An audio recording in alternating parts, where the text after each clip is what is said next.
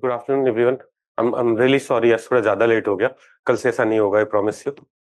Hustle है ना। Any doubts from the previous class? Yes, you have. Yash नाम है ना आपका? नहीं, क्या नाम है? फिर मैं कुछ खराब नाम गेस कर दूंगा। राज, हाँ राज। ऐसे ही यश राज, ऐसे यश राज चोपड़ा। सब सब लोग साइलेंट, क्वेश्चन सुनेंगे। हाँ,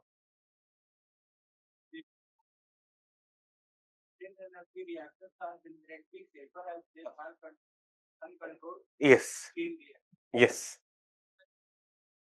हाँ, देखो, इन केस ऑफ यूरेनियम वाले केस में, because next time three neutrons will be produced, उसके बाद 9 न्यूट्रॉन्स विल बी प्रोड्यूस्ड, उसके बाद 27 न्यूट्रॉन्स विल बी प्रोड्यूस्ड। तो ना अनकंट्रोल्ड रिएक्शन हो सकता है if we don't have control rod. Whereas in case of fusion this kind of uncontrolled reaction is not possible. आप जितना हाइड्रोजन प्रोवाइड करोगे, only that fusion would take place. तो you can control it in that way.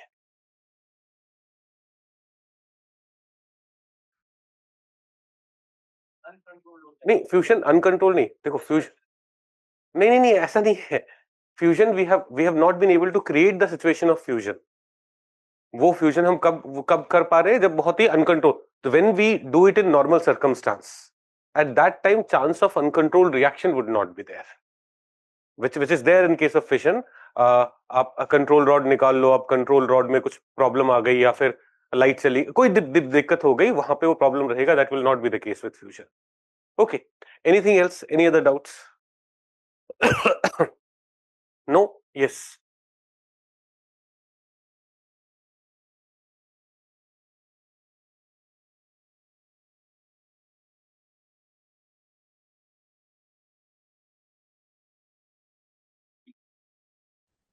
he asked the same question, no? Safety वाला point। that is what I was answering। I am sorry, सुन ही नहीं रही थी तुम। बस अपना आएगा तो सुनेंगे। क्या बोल रहे? वॉइस देखो यार।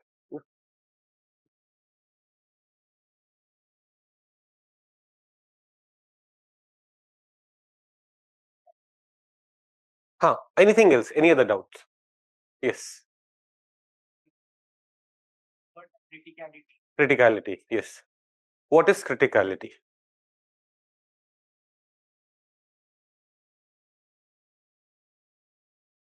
शायद इस टेस्ट में भी आएगा। क्रिटिकलिटी क्या होता है एक्चुअली ना? जैसे ना, 3-4 साल पहले एक चीज न्यूज में थी कि ये reactor is achieving criticality, is going towards achieving criticality.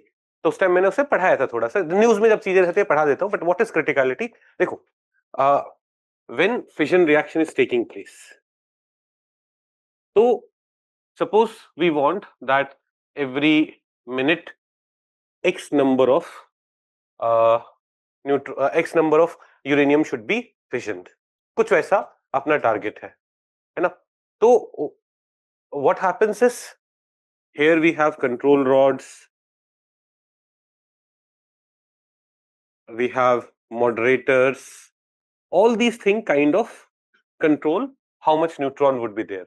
So when our reactor has reached that stage, enough number of neutrons are available for that reactor to sustain the reaction, sustain the fission reaction at the rate we want, that is criticality, है ना? Criticality का मतलब आना कि now it can keep on producing energy without depending on outside neutron providing neutrons and all. Initially some neutrons may be provided from outside.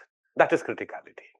Okay, the power plant achieving criticality is now it is producing enough neutrons so that next time future mein the reaction will continue to happen. Okay, and any other doubts? No? No? Okay. So I think you must have got 2 booklets today. एक तो 1 page का है, it is just about the Shanti Act, and then you have got booklet for biology basics, जिसमें cell and tissue, ये 2 chapter हम यहाँ पे कराएंगे। बाकी सारा we integrated with like health, we will teach with health. Biotechnology के बहुत सारे concept will teach with biotechnology. तो सेल्स और टिश्यूज वाला जो सेक्शन है, that is something that we want to अलग से prepare, because there are PYQs which have been asked from that section.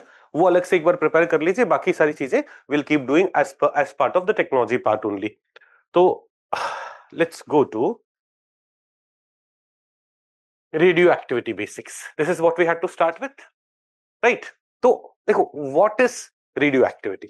When you hear the term radioactivity, अच्छा online वाले बच्चों ने भी doubt पूछे होंगे ना? Guys, give me 1 second.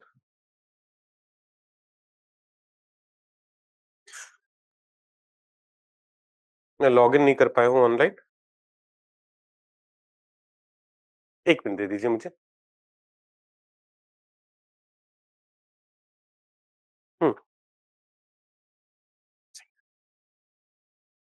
Please सबको हैंडआउट्स भी दे दीजिए. Online students please keep your doubts with you. मैं बस 2 minute, let me start it. मैं जैसे ही मेरा लॉगिन होता है I'll start taking your doubts. तो what is radio activity? Let us understand that. ये बुकलेट तो कल वाली है ना? ये भी नहीं आपके पास? मुझे मेरी क्लास बीच में रुकवा के. What is radioactivity? Radioactivity in simple terms means this, यार if this is a nucleus and this is unstable one, it may be unstable because it has higher neutron to proton ratio, higher proton to neutron ratio, or it may have some extra energy in it which makes it unstable. Then it will try to go towards stability. So this instability is radioactive. When it tries to go towards stability, it releases some particles, some radiation. That is radioactivity. So what is radioactivity? Tendency of an unstable nuclei, ये अपना unstable था, to emit particles in order to bring it closer to stability. So what is radioactivity? An unstable nucleus का जो tendency है of becoming stable by doing what? By releasing some particles. That is radioactivity. We'll see. This is, look, there are, you must be knowing about radium. Radium एक radioactive element है और radium एक radioactive nucleus है. This will try to do what? This will try to emit certain particles to go towards stability. So what is radioactivity? Tendency of this unstable nucleus to emit alpha, beta, gamma radiation or neutrons to go towards stability. That is radioactivity. Now radioactivity can be of many types. They say or the we can primarily look at radioactivity from these 4 perspectives. जैसे एक है when alpha decay is taking place. Radioactive decay हो रहा है, the particle is being released, at that time alpha decay is taking place. So alpha decay is a term that is used for when helium nucleus is released, और ये अपना एक nucleus है, it becomes a smaller nucleus and in the process releases a helium nucleus. That is, helium nucleus में क्या होता है? 2 protons and 2 neutrons. So its atomic mass will change by 4 and atomic number will change by 2. 2 proton कम हो गए होंगे and 2 proton plus 2 neutron कम हो गए, तो its atomic mass would change, its atomic number would change. Now when would this occur? When is this going to occur? In which kind of instability is this going to occur? तो देखो, कोई भी अगर nucleus है उसका neutron to proton ratio is on दी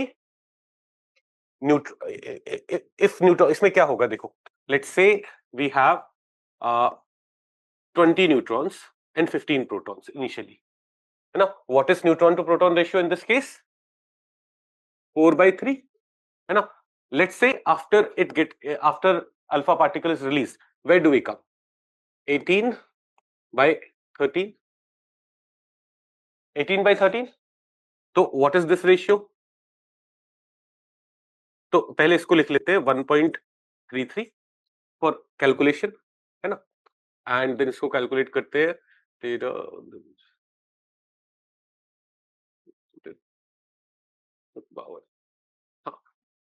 1.4 के आसपास, रफली 1.38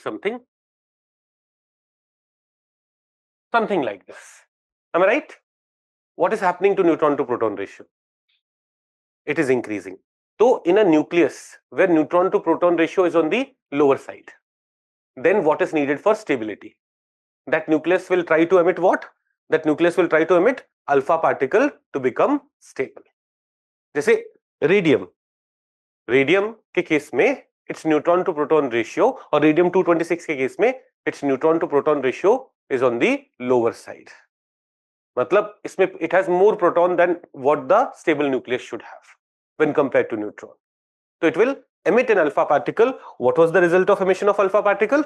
Did we see neutron to proton ratio increasing? Earlier it was around 1.33. It has increased. Has it increased?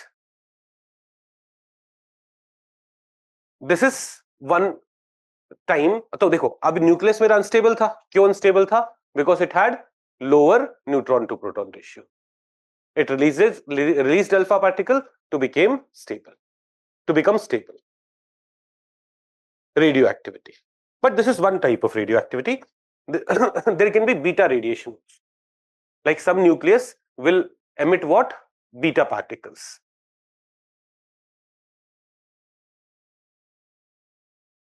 Some nucleus may emit beta particles. Beta particles can be electron or they can be positron. Depending on different scenario, different things would be released. For example, ऐसे समझो कि suppose your neutron to proton ratio is high. ऊपर वाले case में क्या था? Neutron to proton ratio is low, तो you wanted to increase neutron to proton ratio, but suppose your neutron to proton ratio is high. It means you have less proton than what is needed. In this case what will I do? I will say कि यार proton बढ़ाते हैं, neutron कम करते हैं. तो a neutron can be converted into proton plus electron plus ये anti neutrino होता है, इसको छोड़ दीजिए अभी don't worry about it. Neutron can be converted into proton plus electron. In this case, what would happen? Next, neutron will reduce by 1, proton will increase by 1, neutron to proton ratio decreases. So when our neutron to proton ratio is high, यहाँ पे आप देखेंगे generally an unstable atomic nuclei with an excess neutron undergoes beta decay. जब neutron excess होगा तो it will undergo beta minus decay when electron is getting released. But when it has excess proton, that is its neutron to proton ratio is lower, जो पहले वाला case था. In that case, its proton may convert into neutron plus positron, and this positron may be released. This is beta plus decay. Okay, so let me quickly summarize the whole thing that I have covered so far. I'm saying, देखो ये मेरा unstable, if this is my unstable nucleus, if this unstable radioactivity refers to the tendency of this unstable nucleus release some particle and become stable. Now what are the particles that can be released? Alpha particle can be released. What is alpha particle? Alpha particle is nothing but helium nucleus where we have 2 protons and 2 neutrons, or we can write it like this. When would this happen? When my neutron to proton ratio is low, because we have seen that by release of alpha particle, neutron to proton ratio increases. Another way the decay may take place. So when is this happening? When neutron to proton ratio is low. Another way is beta emission. Beta emission में we can have beta minus or beta plus emission. Beta minus कब release कब होगा? When neutron to proton ratio is high. So when we need more proton to become stable, in that case beta negative would be released. Neutron will convert into proton plus electron. Electron will be released. My proton will increase. So what is the situation when it would happen? When we have less protons. When we have less protons than what is needed. But when we have more protons than what is needed, that is when neutron to proton ratio is low.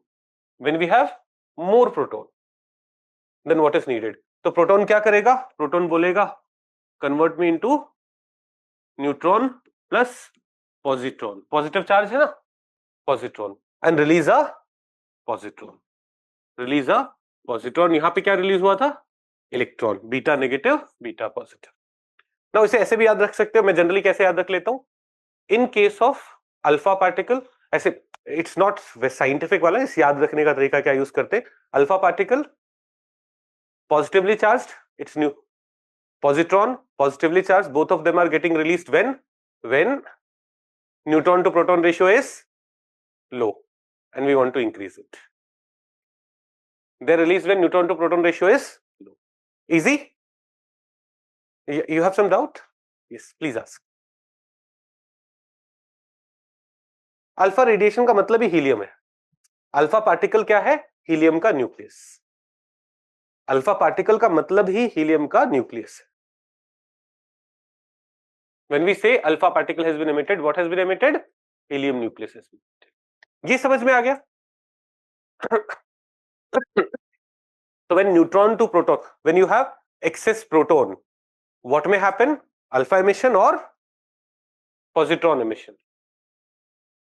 When you have excess proton, but when you have excess neutron, then beta negative emission. ये समझ में आ रहा है? Then there is gamma radiation. Gamma radiation में ना electron proton ये सब कुछ, gamma rays are what, electromagnetic waves, high energy electromagnetic waves. So when nucleus is unstable because of being in high energy state, it will just emit gamma radiation or it will emit some energy to come to low energy level. So here the nucleus will not change in terms of number of protons and neutrons, and therefore देखो barium के case में 13756 barium remains 13756 barium. Only what has been released? Energy.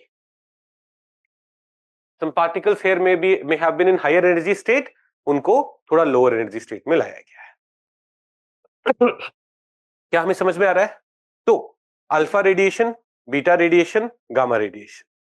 Beta में beta plus, beta minus. ये these are the different ways in which radioactivity takes place. Are we understanding the reason behind it? Then there can be neutron radiation. अब neutron radiation क्या है? We saw fission reaction. There is neutron emitted, released. So it's a kind of ionizing radiation that consists of free neutrons. This is generally a result of fusion or fission reactions. तो चार primary types of radio activity क्या होते हैं? चार primary type of radio activity होते हैं, alpha, beta, gamma and neutron radiation. Beta can be beta positive और beta negative और beta positive. Beta positive and alpha emission का सिनेरियो सिमिलर होते हैं when neutron to proton ratio is low. Are we understanding this? Now यहाँ पे terms use हुए जैसे ionizing radiation and all. I'll explain all that. Don't worry.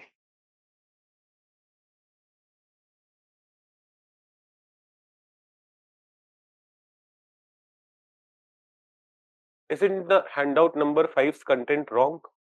क्या है handout number 5 में? शांति एक्ट का कंटेंट रॉन्ग है, क्यों? ये तो मैंने पीआरएस की वेबसाइट से लिया पूरा, है ना? आज सुबह ही पूरा रीड किया है. ऐसा क्यों बोल रहे हो बेटा? 100 मिली बेरा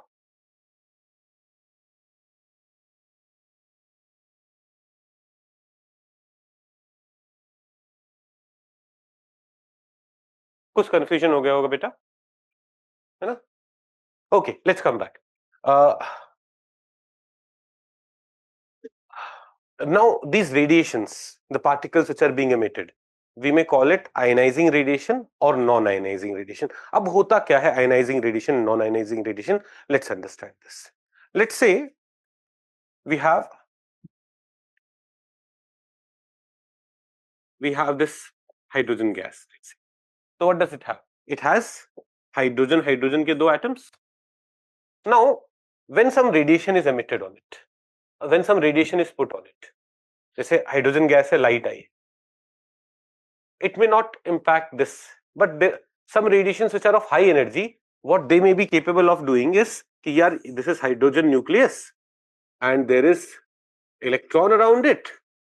Some radiation may be of so high energy that they may be able to separate this electron from the nucleus or separate this electron from the atom. So what will we be left with? We'll be left with hydrogen plus and electron minus.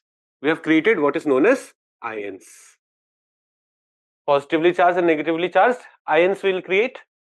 So when radiation का energy इतना ज्यादा है that it can break or it can separate this electron, it can break bonds. Those radiations are ionizing radiations. And when radiation ka energy level is low, that it cannot do something like this, those are non-ionizing. For example, when you speak on phone, your phone receives electromagnetic waves from the tower. But is it of so high energy level that it can create ions there? It's not.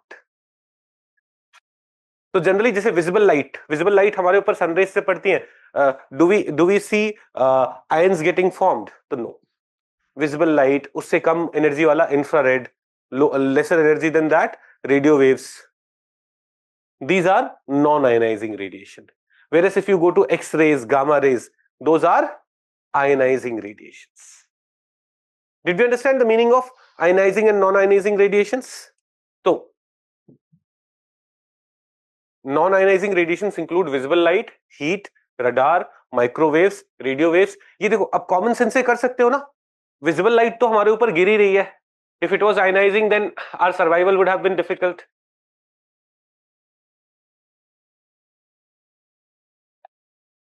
This contains the first page of handout section, the second page. देखो मुझे. It only contains शांति. कुछ गलत upload हो गया है क्या? No, this is handout 6, handout 5, which is only about the act. है ना यार? प्लीज देखना पोर्टल पे कुछ गलत अपलोड हुआ है क्या? यही अपलोड हुआ. I don't know why they are saying this.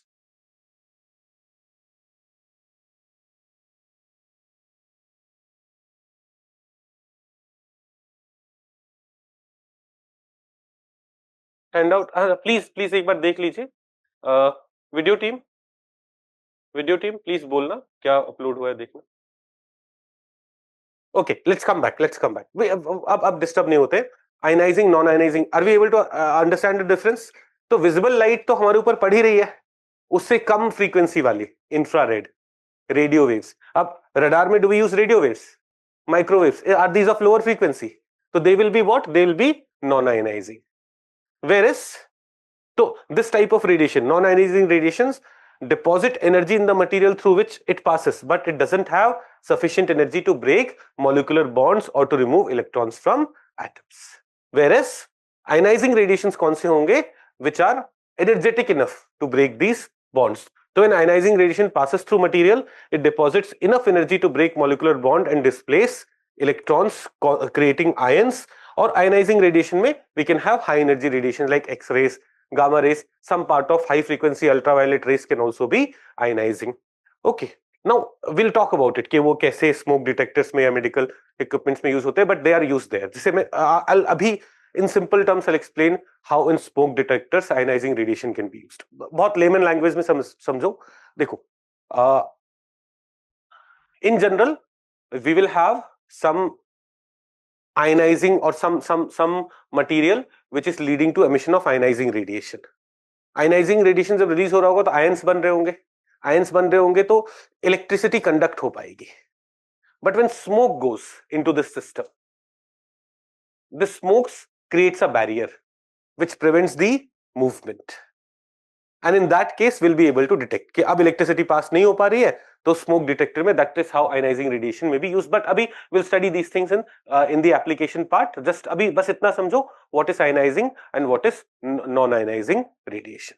Okay, now let's come to level of penetration of various ionizing radiation. एक ना ये इमेज शायद नीचे आ गया यहाँ पे. Which radiation can penetrate what? जैसे alpha particle can be blocked by even a thin sheet of paper, but a thin sheet of paper will not be able to block the beta rays. Beta rays will be able to cross a thin sheet of paper. It can be blocked by a thin plate of wood or aluminium. But if you come to X-rays can even cross a thin plate of wood और aluminium. X-rays को block करने के लिए you need lead, iron and other thick metal plates. So that is the case with X-rays or gamma rays. But when it comes to neutrons, neutrons cannot be blocked by even thick plate of iron and lead, and that is why nuclear power plant किससे बने हुए थे? Concrete से. And what was the moderator? Water. Because neutron would not have been stopped by thick layer of even iron or lead. Are we understanding what the scenario here? So alpha particle easily blocked by a thin sheet of paper also. Beta thin sheet of paper तो block नहीं करेगा, but a thin sheet of aluminium or iron etc. or wood may be able to block it. X-rays, gamma rays के लिए you need lead या iron या other metals का thick sheet. But neutrons can penetrate even that. For that you need concrete or you need water, which was acting as moderator in our nuclear power plants. ये समझ में आया? Now एक और चीज देखते हैं, sources of radioactivity in general. जैसे कई बार ना वो एप्लीकेशन बेस्ड क्वेश्चन आ जाएंगे कि इनमें से कौन कौन सा सोर्स ऑफ रेडियो एक्टिविटी हो सकता है. तो जनरली ना anywhere where radio active material can be there, some form of radium can be there, some uranium, some thorium, या फिर let's say carbon 14, not carbon 12. Carbon 12 is not as radio active. Carbon 14 ना. आप सोए नहीं ना बिल्कुल भी? मेरे क्लास में आप शुरू से ही सो रहे हो. बेचारी ने एक दो बार उठाया भी है आपको. क्या हो गया? तो ऐसे कैसे सो रहे हो शुरू से ही? थोड़ा बोर तो हो पहले. ऐसा 15-20 मिनट में बोर हो जाओ फिर सो जाओ. Make sense? क्यों, ऐसा क्या हुआ है? बहुत जल्दी उठ गई थी. मेरी क्लास में सो जाओ तुम, बेइज्जती करा दो मेरी. चलो वापस आते हैं. Sources of radioactivity. हम रेडियो एक्टिविटी से कैसे कैसे एक्सपोज हो सकते हैं? तो there are minerals like potassium, radium, uranium, thorium.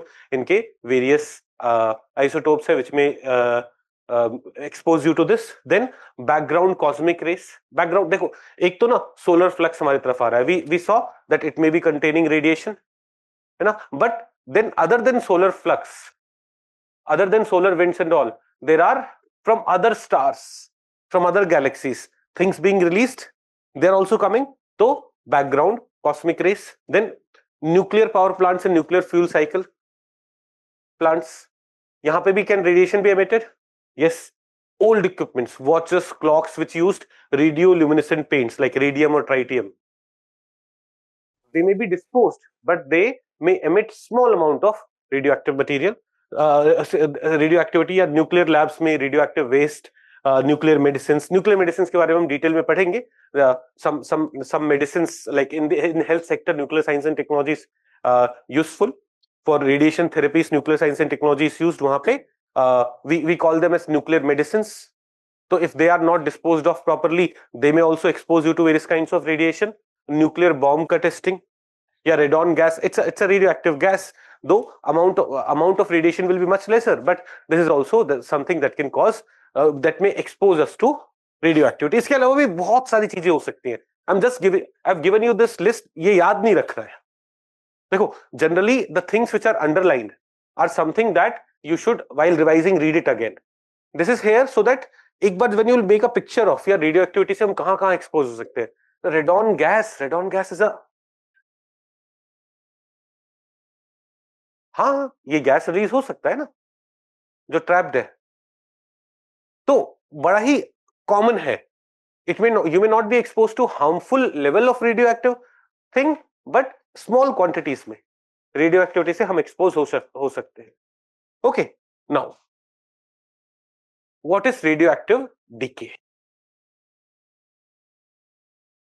let's say we have these 10 nucleus.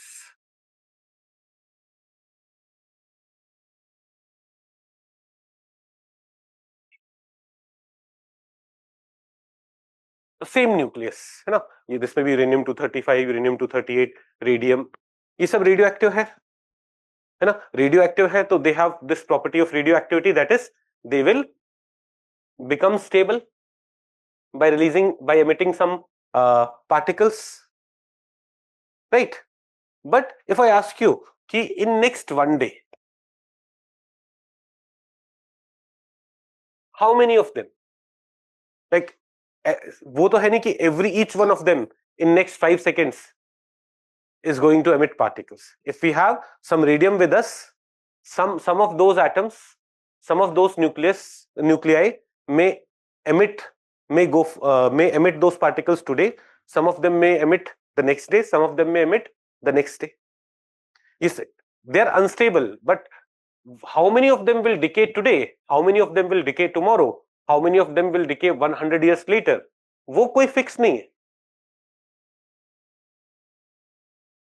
Are we understanding this? ऐसे समझो कि all of us are here and all of us are given 5 kg weight of dumbbell दोनों हाथों में. Now हम कब break होंगे? कब हम बोलेंगे कि नहीं अब ये नहीं हो सकता? In all our cases time will be slightly different, no? We are same species, but our time will be slightly different. ऐसे ही न्यूक्लियस के केस में होता है.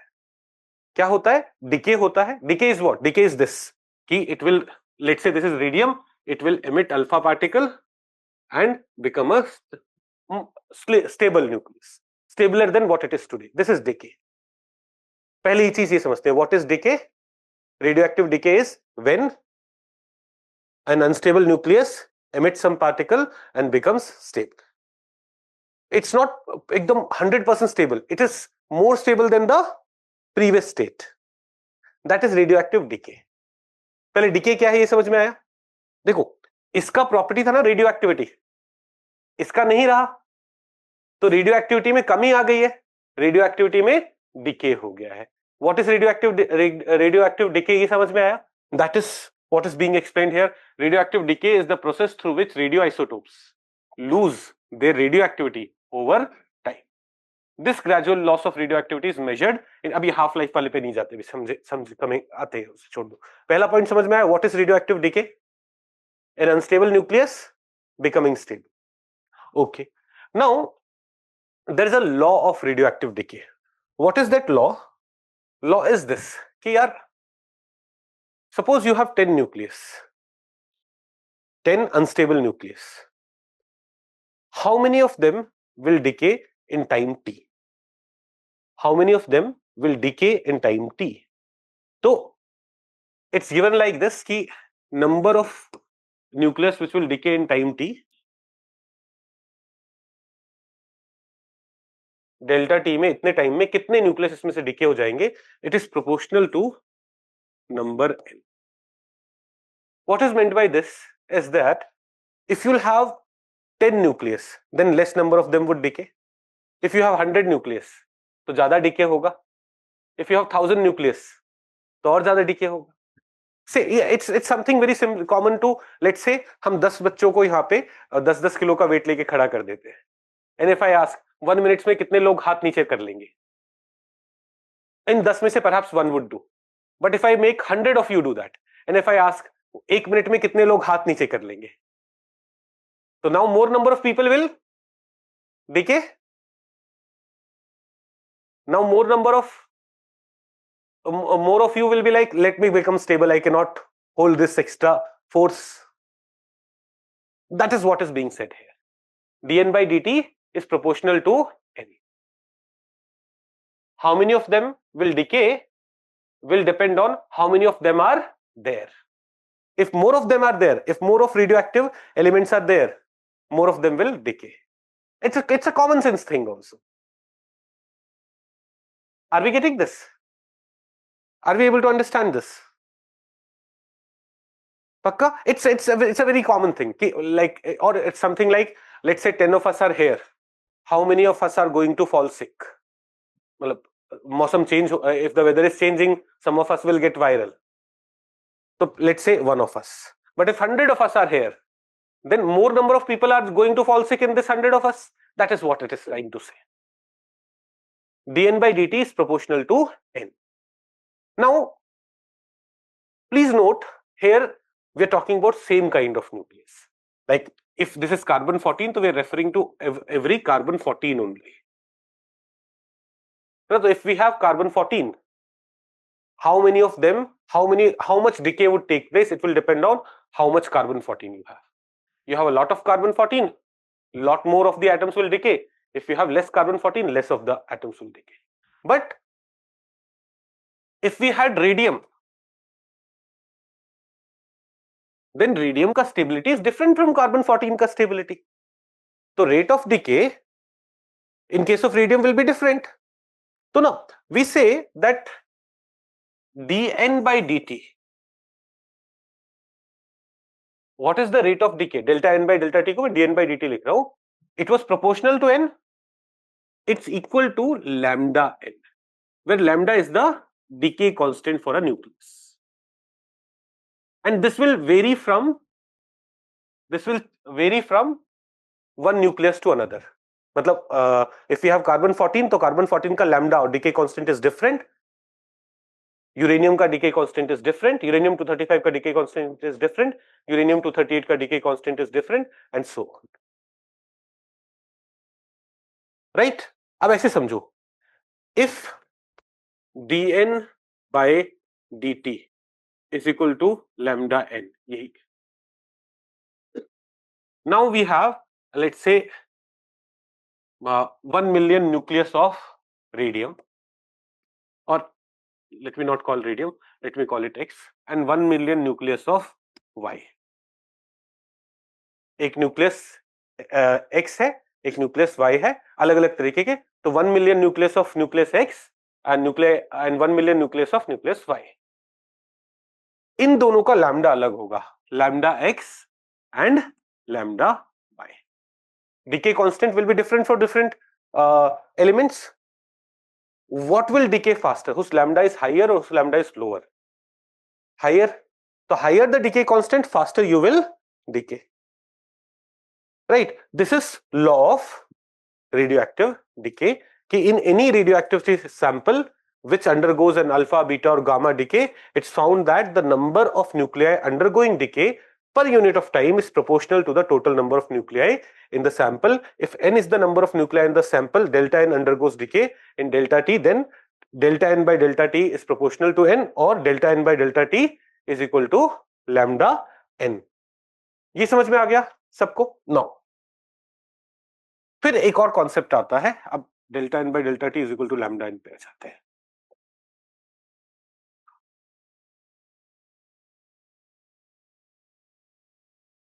Now, not all of you have studied differentiation and integration.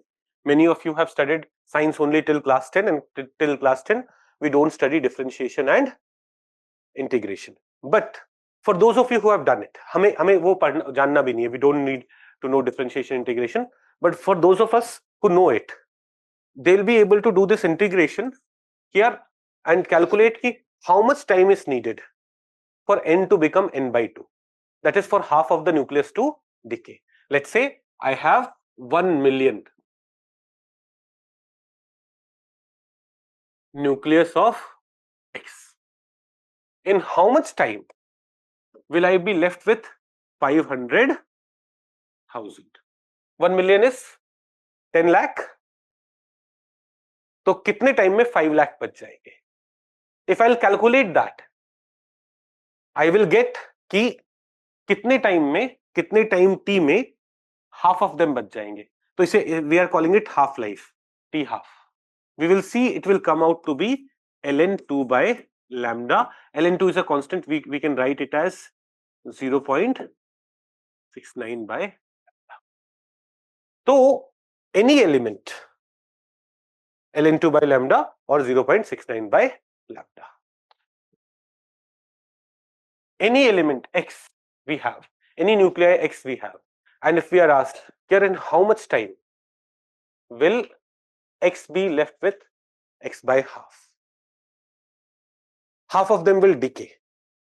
So you will say कि sir, अगर if lambda is high, lambda is rate, lambda ज़्यादा है तो decay faster हो रहा है, then less time will be taken. If lambda is more, lambda is low, then more time will be taken. तो देखो t half 0.69 by lambda. Does it make sense? If lambda is high, तो time taken for half decay will be low. If lambda is low, that is rate of decay is low, then time taken will be much higher. Are we getting it? अब अमरीश कुछ correction कर रहे हैं, वो बोल रहे हैं कि sir should not this equation be minus lambda, क्योंकि ये कम हो रहा है ना इतने से, हो सकता है, बट हमें इस इक्वेशन में जाना ही नहीं है ना। Technically he is trying to be mathematically correct, he is saying कि डिके हो रहा है तो कितना डिके हो चुका है उसे आप माइनस में लिखो, dn by dt is equal to minus lambda. Fine, yes, we can do that. But have we been able to come here? T half is equal to 0.69 by lambda. तो हम हर element का T half निकाल सकते हैं. What would that tell us? It will tell us कि यार if we have 100 nucleus of one element, in how much time will we be left with 50 of them in T half? In T half. For different element, different T half would be there. Now, suppose this T half is 5,000 years. For an element X, T half is equal to 5,000 years. For an element, और element क्या, radio nuclei X. For a nuclei X.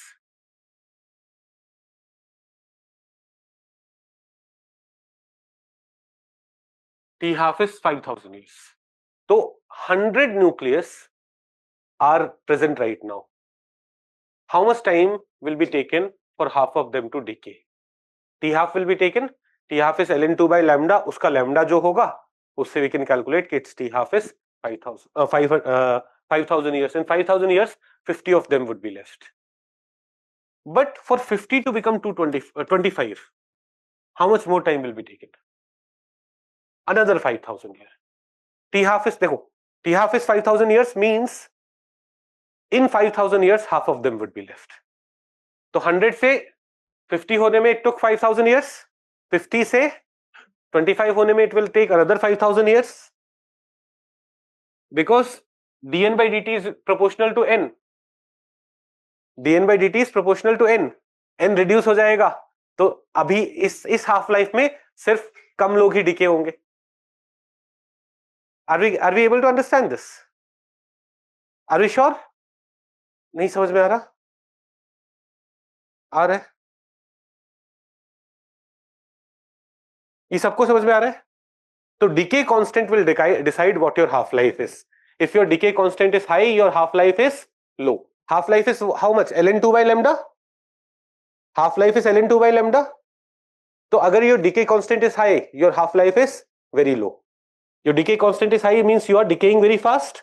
Your half life is very low. If your decay constant is low, it means you're decaying slowly. Your half life is very high. सब वैसे logically भी समझ पा रहे हैं हम इसे? Okay. अब यहां पे ना we calculated that half life of carbon 14 is 5730 years. Half life of carbon 14 is 5730 years. अब ऐसे समझो, suppose I give you today I give you a piece of some carbon 14. Today I give you some carbon 14. In how much time will half of them be left? If no interference is made, 5,730 years. तो ना इससे आप समझते हैं what is carbon dating and how carbon dating functions. How carbon dating plays a role in helping us understand ये time period कौन सा था and all those stuff. Okay, how does carbon dating function? Let's understand this. उसके लिए ना सबसे पहले, now do we understand half life of carbon 14 is 5730 years? इसमें किसी को कोई डाउट है?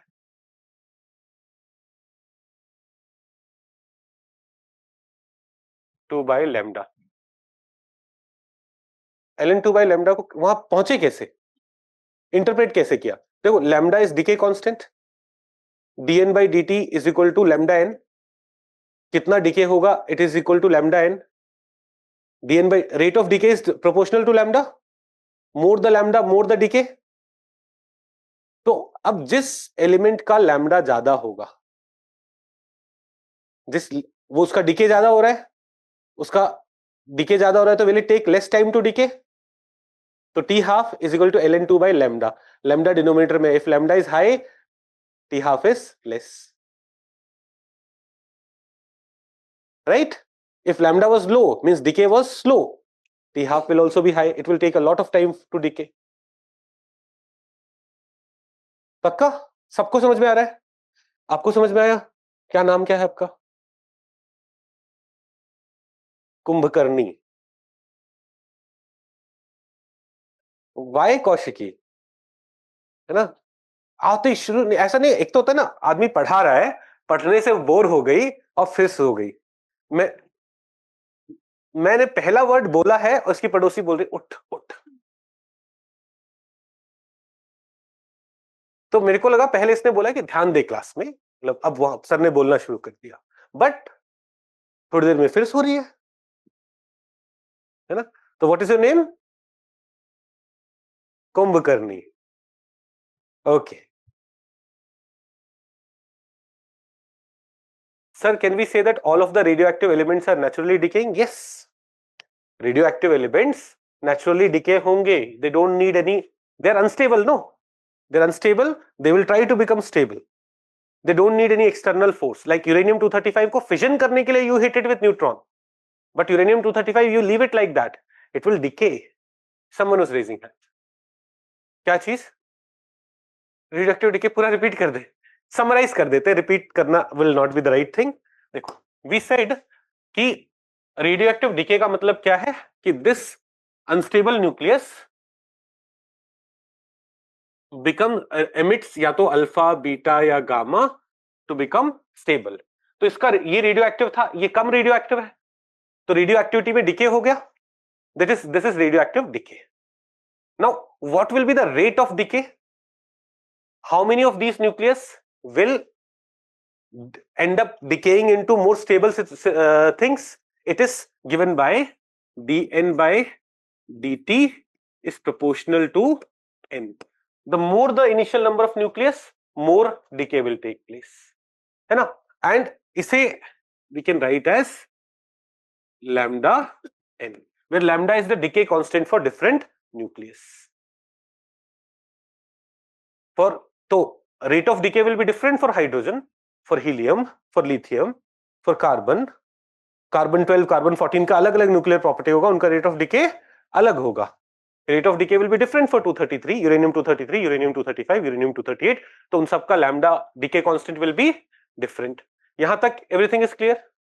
नाउ आई एम सेइंग कि इसे if you have this equation by using the mechanism of integration, 11th 12th की आपने जिन्होंने मैथमेटिक्स पढ़ी है, you will calculate कि in how much time n will be reduced to n by 2. How much time half of the atoms would be decayed, and that will come as T half is equal to ln2 या फिर 0.69 by lambda. इसको जब आप solve करोगे mathematically, ये आप हमें solve करने की, we do not need to solve it. I'm just saying it will come like this. T half, in how much time half of the unstable nuclei would decay? ln2 by lambda. Because see, what was the rate of decay? It was proportional to lambda. If lambda is very high, rate of decay is very fast. If lambda is low, rate of decay is low. So if rate of decay is high, so half life will be much lesser. So देखो T half is 0.69 by lambda. If rate of decay is very high, बहुत जल्दी half of them will decay. If rate of decay is very low, it will take a lot of time for half of them to decay. तो ये समझ में आया? इससे we calculate what is the half life for different elements, and using that we'll go to carbon dating. अभी समझते हैं what is carbon dating. Is it clear? What's your name? Vastu. Okay. अब आते हैं कार्बन डेटिंग पे. To understand carbon dating, first let's understand that carbon 12 is not going to decay much. Its decay constant is very low. But property of carbon 14, though chemical property of carbon 14 is same as carbon 12, it will react with O2 to form CO2, है ना? ये carbon 14 is comes in our food. जैसे when we eat food, do we take in carbon? We have carbon 14 also in it, carbon 12 also in it, but carbon 14 will have different nuclear property. इसका nucleus will be less stable than carbon 12. When it is less stable, it will decay. अब समझते हैं how does carbon dating function. देखो, when, let's think of this tree. When this tree is alive, you know that in any living organism, their cells keep on changing. Living cells have limited life. So when this tree is alive, it is taking CO2 from atmosphere, or for example, us, we keep on taking food and we keep on excreting food. So in our body, the amount of the ratio of carbon 14 and carbon 12 remains same as the ratio of carbon 14 and carbon 12 in the atmosphere. When we are alive, our body has, let's say for simplification purpose, I'm saying कि in our body 90% क्या है, carbon 12 है, 10% क्या है, carbon 14. Of all the carbon that we have, 90% is carbon. That this is not the real number. Please understand. This is just for helping you simplify things. 90% is carbon 12, 10% is carbon 14, because this is the ratio in the atmosphere. Again, this is not the right division. This is just for helping you explain कि whatever is the ratio in the atmosphere, same will be the ratio of carbon 12 and carbon 14 in our body till the time we are alive. Because whatever carbon we are consuming, we are exhaling it. हम CO2 emit करते हैं, तो जो भी अपन ने खाना खाया, carbohydrate only burns to produce CO2 eventually. So we'll keep on releasing, we'll keep on taking. So whatever is the ratio of carbon 12 and carbon 14 in the atmosphere, that will be the ratio of carbon 12 and carbon 14 in our bodies or in a tree. In case of a tree, that will be the case. But अब समझो, Mohenjodaro period में, Harappan period में, this tree was cut. This tree was killed.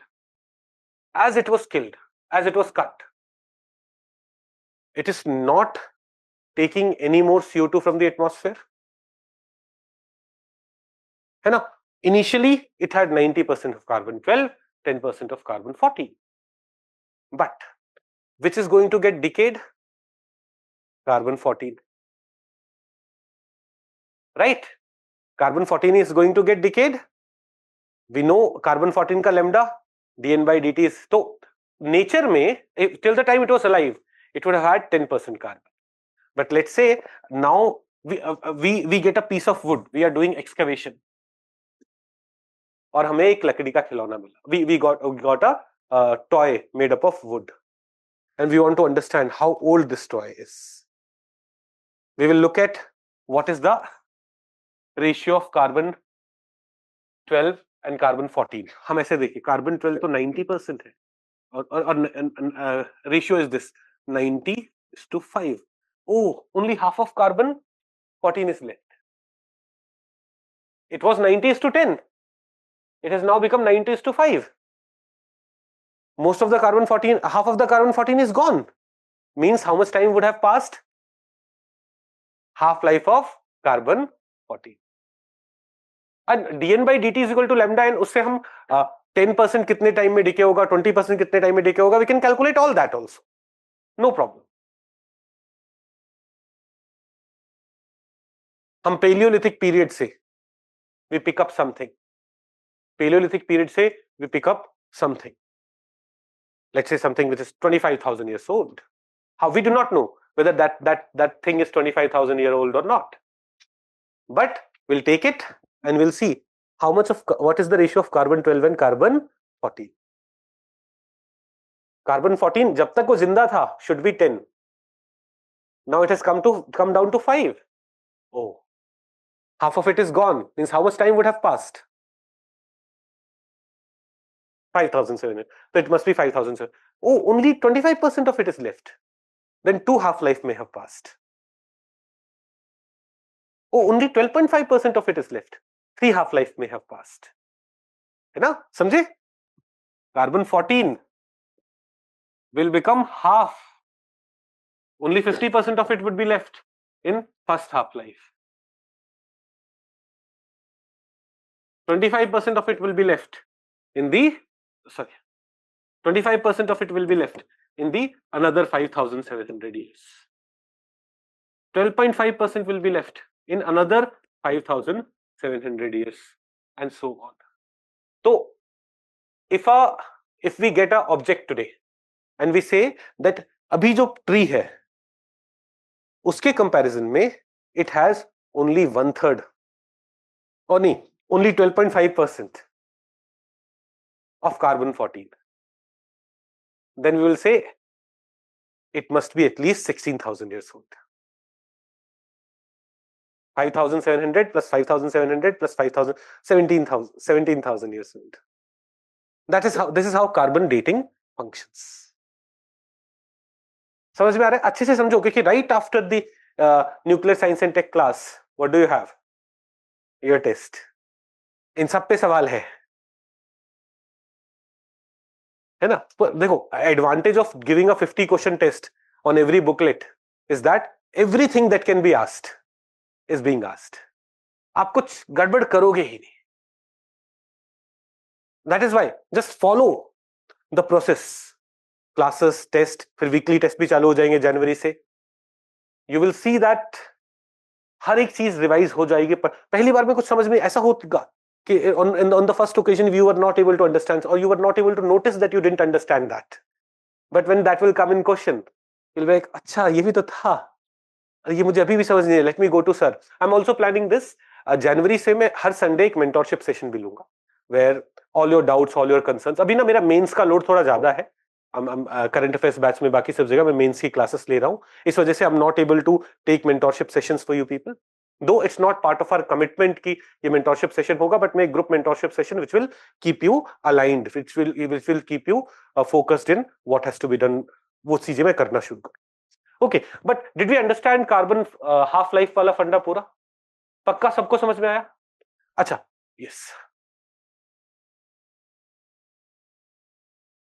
बेटा half life में अगर ये 60%, जैसे I get my piece of wood and it is 60% only, तो मैं कैलकुलेट करूंगा कितने इयर्स पास हो गए. dn by dt is ln2 by lambda ना, उससे मैं कैलकुलेट करूंगा. मैंने 50% इसलिए बोला कि वी नो हाफ लाइफ. ऐसे if we know dn by dt is ln2 by lambda, can we calculate how much of it will decay, how much time will be taken for 10% decay? Yes, उसे t10% बोल देंगे, है ना. whatever is the carbon-14 left, based on that we can determine how old is it. इस पेड़ को कब काटा गया होगा. अब जनरली देखो, also you have to understand this. यहाँ पे एक और assumption ये है कि the period in which the tree was cut, in that period only it was used for making toy or anything, and that is the case generally. We don't do this कि हमारे परदादा ने कोई पेड़ काटा था and we are using that पेड़ today. We don't do that, है ना. Generally the period in which it is cut, maybe 1 or 2 years, 3 years के gap में it gets used. Are we getting this? अच्छा, अब यार how is carbon, अब we are saying कि in our atmosphere carbon-14 is there, like carbon-12 we also have carbon-14. How is carbon-14 coming in our atmosphere? How is carbon-14 formed? How is carbon-14 formed? मैं इसे detail में नहीं समझा रहा हूं, यहाँ पे बस क्लास में थोड़ा सा डिस्कस कर लेंगे so that you'll have an idea. I don't want notes में बहुत सारी चीजें रहे. देखो, are we receiving radiation from outside? Are we receiving radiation from outside? Yes. Solar radiation बहुत सारा ब्लॉक भी हो जाता है, बहुत सारा पहुंचता भी है. ऐसे ही from outside neutrons are coming. Neutron radiation is one of the type of radioactive radiations that we have seen. Neutrons come, and when those neutrons interact with nitrogen, nitrogen 14 होता है. When those neutrons interact with nitrogen, carbon-14 is formed. And it is assumed that over the years, the amount of neutrons which are coming in, and thus the amount of carbon-14 that is formed and the amount of carbon-14 that is getting decayed is similar. अगर ये assumption ना ले, suppose if 6,000 years back the carbon-14 in our atmosphere was different, then in our tree also carbon-14 would be different quantity में, then it may lead to wrong calculations, है ना. चलो इसमें जाना नहीं है, बट ये समझो nitrogen 14 interacts with neutron coming from outside and that leads to formation of carbon 14. How does radiocarbon dating work? ये मैंने आपको समझा दिया है.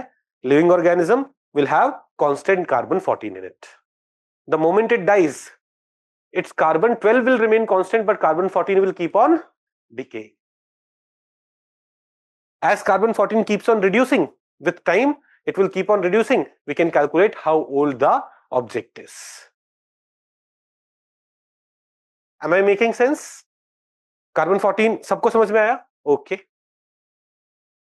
अब what are the various tools which we use to calculate, to determine कितना carbon 14 बचा है? अच्छा, even before that, do you know, a few decades back, when carbon 14 dating was not discovered, historians had predicted that matured Harappa ka period was from 3000 to 3500 BC. Abhi we say matured Harappa is from 1800 to 2500 BC. This is what we say. What is the period of matured Harappa? 1800 to 2500 BC. But it was said to be 3000 to 3500 BC.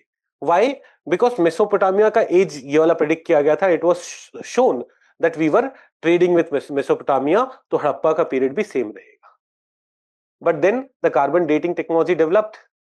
उससे they changed the Mesopotamia का age and the age of Harappan civilization also.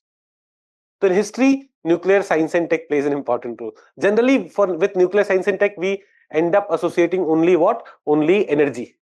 But nuclear science and tech is not just nuclear energy. Nuclear science tech is used in agriculture, is used in health, is used in water detection. आपको पता है, nuclear science tech is used for determining how much of soil erosion has taken place. आज आएंगे, आज application में will study all that.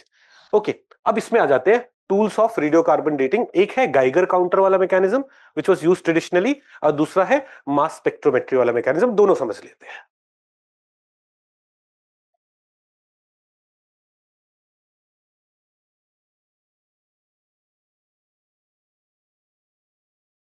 This was the old method till the time that new technologies like mass spectroscopy was not developed.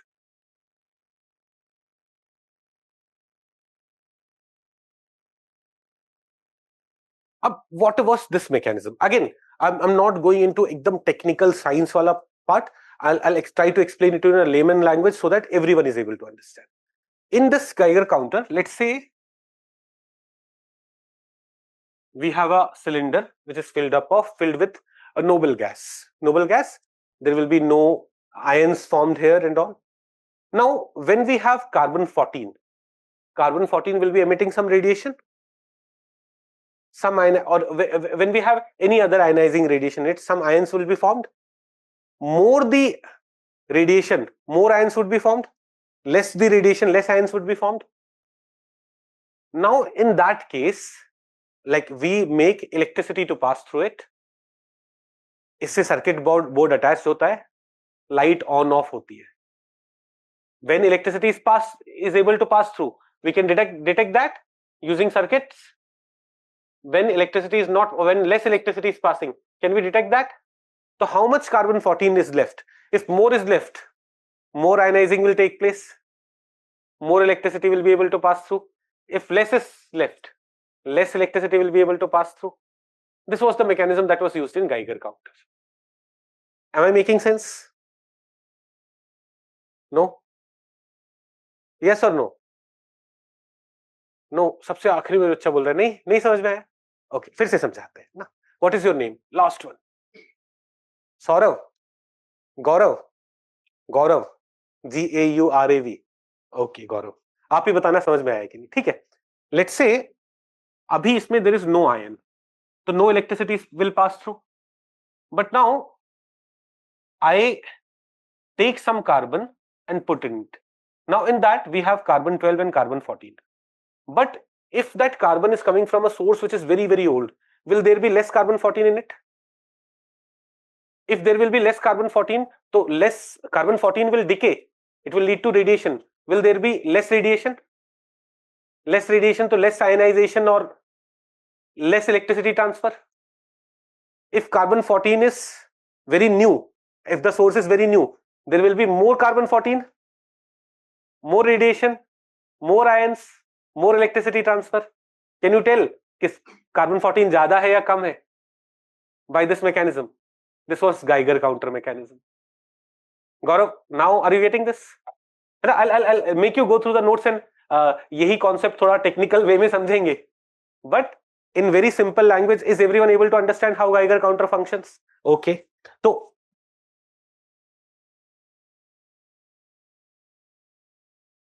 the Geiger counter was used in 1940s when radiocarbon dating began. It consists of Geiger-Müller tube connected to some electronics that interpret and display signal. The Geiger-Müller tube contains a noble gas such as helium or neon and a rod passing through the center. A high voltage is maintained between the tube's inner surface and the rod. Tube ka inner surface or rod, but because of noble gas, no electricity is getting transmitted. The gas is insulating, so no current get passed between the two. But when energetic particles, including gamma rays such as those emitted during radioactive decay, pass through the gas, they can energize electrons in the gas atom and produce an electric discharge. The persistent voltage could encourage this electron to knock off electrons in more atoms, producing a bigger discharge. This electric signal is related to the electronics, and वहां पे we are able to see how much of electricity is getting transferred. उससे we are able to understand how much of the radiation emitting things are there, how much of carbon-14 would be there.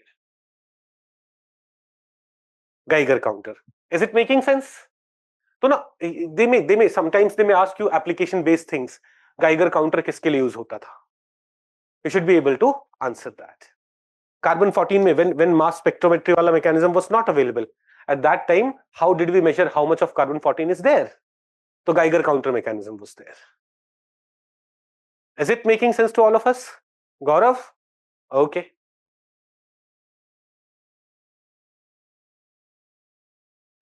Mass spectrometry.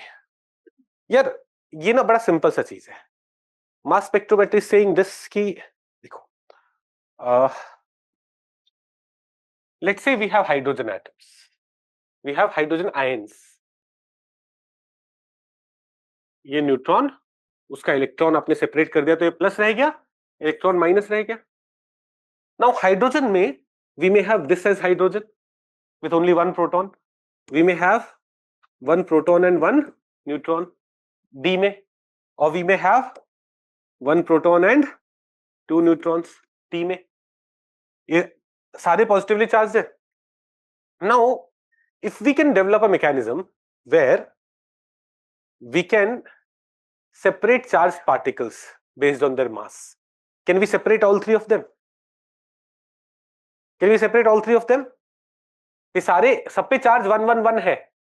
They're all positively charged, but their mass is different. Mass spectrometry does that.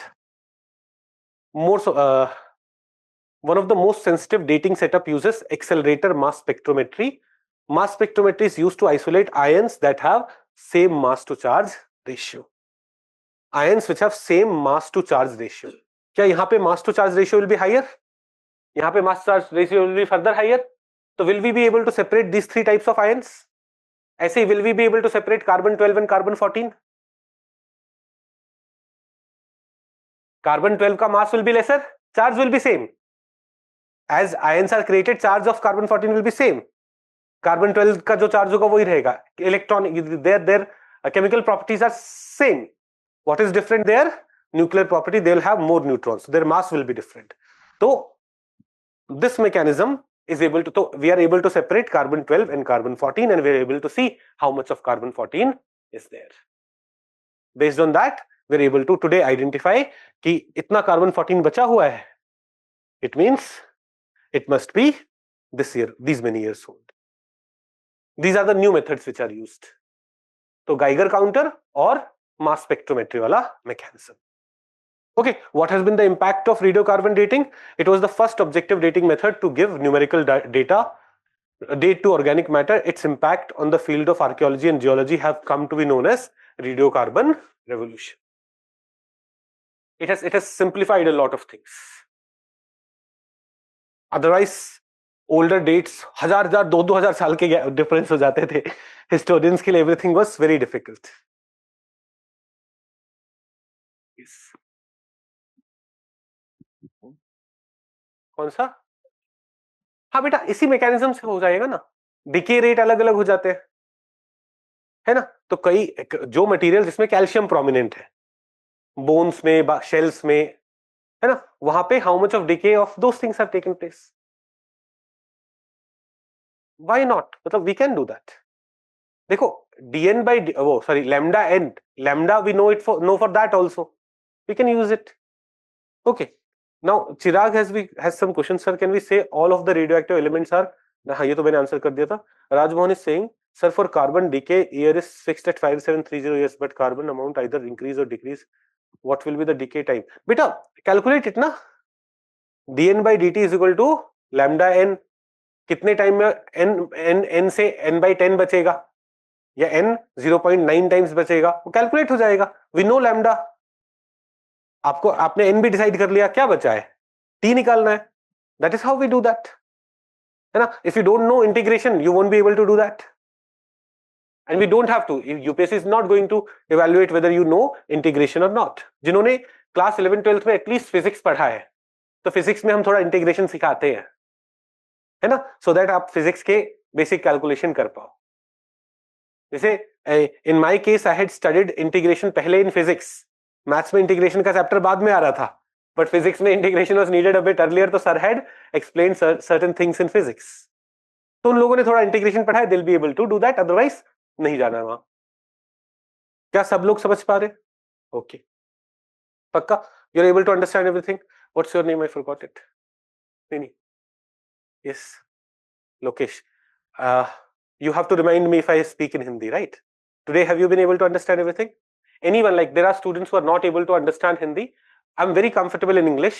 There's no problem. It's just Hindi is my mother tongue, so I end up diverting into that language.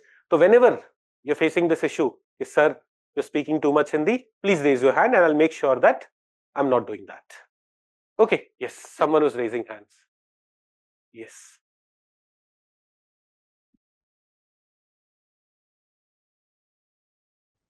बेटा same mass to charge ratio को एक साथ ले आएगा. Different mass to charge ratio को it will separate. Now carbon 14 and carbon 12 में charge will be same but will mass be different. तो mass to charge ratio will be different. Will be able to separate them. So how much of carbon 12 is left? How much of carbon 14 is left? What is the ratio? We'll be able to understand that. Based on that, we'll be able to understand how old it is. Okay. Now, RTG पे आते हैं. Radioisotope thermoelectric generator. Radioisotope thermoelectric. देखो, we have studied nuclear energy production. What do we do in nuclear energy production? There's a big uranium atom. वैसे uranium atom is so small that it's not, you cannot see it. Just for imagination, there's a big uranium atom. It is hit by a neutron. It breaks into Bakr, barium and krypton. Some mass is lost, energy is produced. That is fission energy, nuclear fission energy. ये तो simple सी चीज है. Okay. But there is another way in which radioactivity can be used for producing electricity. What is this method? देखो, when let's say I have plutonium. एक तो plutonium को you hit it with a neutron and then it breaks into two smaller components, energy is produced. Or plutonium, is it radioactive? If it is radioactive, it will emit some radiation to become more stable. And that radiation will lead to generation of heat. And there are mechanisms by which difference in temperature can be used for generation of electricity. Please understand, in nuclear energy, in case of nuclear energy, we had to use a turbine blade to generate electricity. Did we have to use a turbine blade? Now, anything which has moving part will have less life, other than human beings. You should have moving parts to have longer life. If you don't move your parts, you will have shorter life. But when it comes to machines which do not have to move a lot, they can have longer life. But machines which are supposed to move a lot, they have to be maintained regularly. In space, that kind of maintenance is not possible. So in space, when we want to generate electricity, we do it with solar power panels. It's not moving, it's just facing the sun. We do it using solar power panels, but another mechanism by which we generate electricity is RTG, especially if we want to go very far away from sun. As we keep on moving away from sun, we go to Jupiter, Saturn, Pluto, Trans-Neptunian zone. We go there. We're moving away from sun, the energy that we are getting from sun will keep on reducing. So there we send some of this radioactive material. It will constantly keep on decaying. As it keeps on getting decayed, on one side it will generate heat. On one side वो ठंडा रहेगा, and this difference in temperature can be used for generating electricity. This is RTG wala mechanism. Radioisotope thermoelectric generator. Radioisotope, we understand the meaning of radioisotope? Radioactive isotope of any element. Thermoelectric generator, because of thermal difference, electricity ka generation. RTG mechanism. So an RTG is a type of device that converts heat released at the time of radioactive decay into electricity by the feedback effect. Feedback effect क्या है? वही वाला कि when there is temperature difference, there can be a electromagnetic field generated. Feedback effect is the electromotive force that develops across 2 points of an electrically conducting material when there is a temperature difference between them. RTGs don't have to have moving part, and thus they are suitable for deployment in environment where a lot of repair will not be possible. For example, in spacecraft traveling far away, this is because there is very little risk of malfunctioning here. So they are used in spacecraft. This is some spacecraft like Voyager, Cassini. These are spacecraft where RTG has been used. They have also been used in series of lighthouses built by USSR in Arctic Circle. Now, Arctic Circle में जब वो lighthouses हैं, उनका maintenance is very difficult. So they should consistently be able to generate some electricity, and they have done it. So which are the radioisotopes which are used? Plutonium. Plutonium is the gold standard of RTG. Plutonium का half life ऐसे 70-80 years होता है, so we can keep using it for long period. It will keep decaying slowly, thoda. But in good enough amount of decay, enough heat is produced. So plutonium-239 या फिर uranium-235, strontium-90, these are some of the most commonly used isotopes in RTG. ISRO, in collaboration with BARC, has also embarked on development of RTGs to be used in spacecraft. ये अभी I think 2 या 3 साल पहले preliminary examination में भी आया था, है ना? 2-3 साल पहले this had come in preliminary examination. क्या हम लोग सब समझ रहे हैं? पक्का? ये concept wise समझ में आ रहा है ना? देखो, if you understand everything conceptually, all the notes, everything will be like cakewalk. And if you try to cram everything, सबको याद रखने की कोशिश करोगे, क्या होगा? Difficulty होगी. Concept समझोगे, exam में they ask something else also. You will apply your concept. If you remember, radioisotope thermal electric generator. Temperature difference की वजह से electricity generate हो रहा है. नाम में ही है radioisotope. Radioisotope, radioactive decay करने वाला isotope. Decay से heat produce होगा, उस heat के difference की वजह से electricity जो generate हो रहा है वो RTG. Name itself will be able to tell you so many things. Now, when you start thinking like this, in exam you may get altogether new term जो आपने पढ़ा नहीं है, but then you will use your head. ये क्या बोल रहा है? कौन सा ऑप्शन? कुंभकर्णी फिर सो रही है. हाँ, सो तो रही है, आधा सोई थी. मैं झूठा हूं, ऐसे हो गई थी बस. नहीं, सोने देंगे नहीं. सब लोग मिलके इसे कुंभकर्णी बोलेंगे जैसे सोएगी तो. ओके, हाँ. तो is anyone asking anything? No. तो मैं बोल रहा था कि always focus on the concept, not on facts. Concept समझो, life will be very easy. Facts हम भूलते रहेंगे. ओके. एप्लीकेशंस में आते हैं। Applications of science and technology के थ्रू आल्सो विल अंडरस्टैंड। अब देखो we are studying science and technology का एप्लीकेशन हियर, पता है you are also preparing for mains. In mains what do they ask? They ask you application, but in preliminary examination, can they ask you application? Yes. Radar कहाँ use होता है, ये कहाँ use होता है, वो कहाँ use होता है? Do they ask these kind of questions? Yes. तो let's do this. Let's start with health. Health में देखो, whenever I teach health for mains examination, अभी मैं थोड़ा सा divert होता हूँ. I say देखो, health में what do you need? You need prevention of disease. You need diagnosis. You need treatment. Health में whenever we talk about health, take measures which is preventing a disease from occurring altogether. अच्छा खाना मिल रहा है, bacteria germs कम है, hygienic conditions है, vaccine लगा दो, that's also prevention. Then diagnostics, someone has got a disease, can this technology help us in diagnosing a disease? And then treatment. If you think like this, आप हर चीज का, आपसे पूछा computer and IT का application in health sector, prevention, diagnosis, treatment, सोचो computer IT का use कैसे होगा। न्यूक्लियर साइंस एंड टेक का, तो यहां पे वी आर सेइंग डायग्नोसिस। जैसे अब technique called gamma scintigraphy is used for taking pictures of the diseased part in a better way. This helps, तो some radioactive material which can release gamma rays in very small quantity is introduced in the body, and it is able to, because it is emitting gamma radiation, we are observing that gamma radiation, and through that we are able to better understand the situation of the diseased part. Or research reactors are producing medical isotopes for cancer. ये treatment में आते हैं। Treatment में कैसे radio isotopes use हो सकते हैं या nuclear science and tech use हो सकता है। देखो, can radioactive material, or can radiations be killing our cells? Can radiations kill some cells? Yes. Radiations, high energy radiations can break our cells, can destroy our cells, can kill our cells. तो अब there are some cells which we want to kill, जैसे cancer cells. Would we want cancer cells to be killed? Yes. तो हम radiation therapy देते हैं। आपने जैसे chemotherapy सुना होगा, ऐसे radiation therapy. Now, radiation therapy can be given in two different ways. One is external beam radiation therapy, other is internal beam radiation therapy. What is external beam radiation therapy?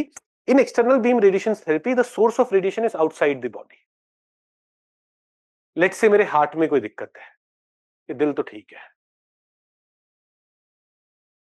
किसी मान लेते हैं heart में कोई दिक्कत है और radiation therapy देना है, तो this source of radiation is outside. Using that, when radiation therapy is given, a limitation occurs. What is that limitation? This radiation cannot be very powerful because it is going through other parts of my body also. If it's very strong, it may kill cancer cells and other cells which I don't want, but it may also have negative implication on other parts of my body through which it is passing through. है ना? जैसे एक Bhabha atomic research centre ने device develop किया है, Bhabhatron. It's a teletherapy. Teletherapy मतलब दूर से थेरेपी करने वाला, बॉडी के बाहर से थेरेपी करने वाला mechanism. So this is radiation therapy, external beam radiation therapy. Then there is internal beam radiation therapy. What is internal beam radiation therapy? यहाँ पे ना radioactive material is placed जहां पे कैंसर हो रखा है. Now when that radioactive material is placed there, ज्यादा radiation कहां प्रोड्यूस होगा? In the nearby place, what is going to get killed? The harmful, the cancerous parts are going to get killed. For example, BARC ने ही titanium, ये tiny titanium encapsulated iodine 125 seeds बनाए हैं. Titanium encapsulated iodine 125. Iodine 125 is what? Radioactive. It will emit radiations. This seed is placed in your cancerous part and it emits radiation. This can be stronger radiation. As it moves away, as you move away, it will become weak. It will become weaker, but very near the cancer, it will be strong. It will be damaging it. So health में कैसे we are using nuclear science and tech? Are we getting it? Gamma scintigraphy for diagnosis. Then nuclear medicines are being used. The radiation therapies, internal beam, external beam. Bhavatron is a device for external beam radiation therapy. Iodine 125 encapsulated in titanium is a mechanism for internal beam radiation therapy. Then we can also use there are certain products, जैसे एक hydrogel है. What is hydrogel? जैसे sometimes no, when let's say I get injured here and there's a wound. Now what do we generally do with the wound? We treat it with medicine. We wash it with Dettol and all those stuff so that germs will get killed, and then we cover it. We allow our body to heal. At the same time, we protect कि बाहर से bacteria should not impact it. It should not infect this wound. That's why we cover it with putty, band-aid and all those stuff. Hydrogel is a product developed, purpose of which is like you put on this wound, you put this hydrogel, it will keep on emitting some radiation, small amount of radiation. And any germs, any bacteria which may develop there, it will be doing what? It will be destroying it. That is hydrogel. Okay, then nuclear science and tech का application agriculture sector में भी होता है. अब agriculture sector में we'll talk about three things. One is development of better variety of seeds, nuclear agriculture. Now, you must have watched these Hollywood movies, science fiction movies, where in some place nuclear experiments were done. उस island को abandon कर दिया गया after the experiment. But a few days later, a few years later, we found chipkali which has become very large in size. Mutation has occurred basically. Mutated beings. Some genetic changes occurred, जिसकी वजह से some features of the chipkali changed. It became as big as a dinosaur. Right? We must have seen these kind of movies where it is shown that because of nuclear radiation, mutation is taking place. Now, because of nuclear radiation, mutation takes place. If we expose our plants, our seeds to nuclear radiation, mutation may take place. Most of the mutation may not be useful for us, but some mutations may be useful for us. जिसमें seed का size बढ़ जाए या seed का ability to survive, plant का ability to survive in winter conditions, hotter conditions, drought conditions, flood conditions may improve. Out of 500 different plant varieties that we develop, one of them may have this property. But एक भी बन गया तो it can have a huge positive impact for scientists. This is nuclear agriculture. So already Bhabha Atomic Research Center has created many mutated varieties of groundnuts, mung bean, black gram, pigeon pea, and these are not considered GM crops. GM crops में there are lots of restrictions. कल से हम वो पढ़ना शुरू करेंगे. कल से हम बायोटेक्नोलॉजी पढ़ना शुरू करेंगे. अभी मैम आपको थोड़ा बायोलॉजी बेसिक्स पढ़ा देंगे. Then I'll come and teach you biotechnology. There we'll talk about all genetically modified crops. These are not considered gene modified. जो अपन न्यूक्लियर एग्रीकल्चर से क्रॉप प्रोड्यूस कर रहे हैं ना, वैरायटी प्रोड्यूस कर रहे हैं, they are not gene mutated और gene modified. Are we getting it? तो ये ऑलरेडी यूज होता है, हमारे फार्मर्स यूज करते हैं and we are consuming this food. Better, it may have better yield, it may have better nutrients, it may have better resistant to biotic as well as abiotic stress. Then we have food preservation में. How in food preservation nuclear science tech can be used? देखो, irradiation therapies. अब think of tomatoes. Tomatoes have been plucked from the plants and when they are being processed, उस पे ना थोड़ा सा radiation supply करो. What will that lead to? Any germ, any bacteria on its surface will die.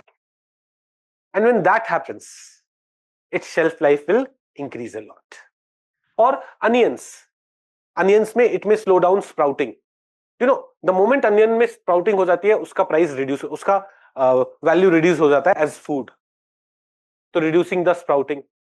Or sometimes you would see that our mangoes or other products are rejected in European market because they consisted of some pest, some insect, which is strictly prohibited there.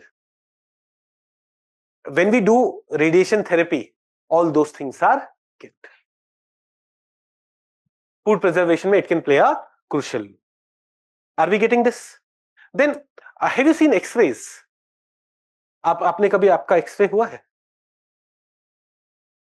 सबका हो गया है? सब हाथ पैर तोड़वा चुके हो? Okay, nice. तो in your X-ray, is inside of your body is seen without opening up your body? वो आपकी हड्डी टूटी है कि नहीं उसे काट के नहीं देखा जा रहा ना, they are able to see that.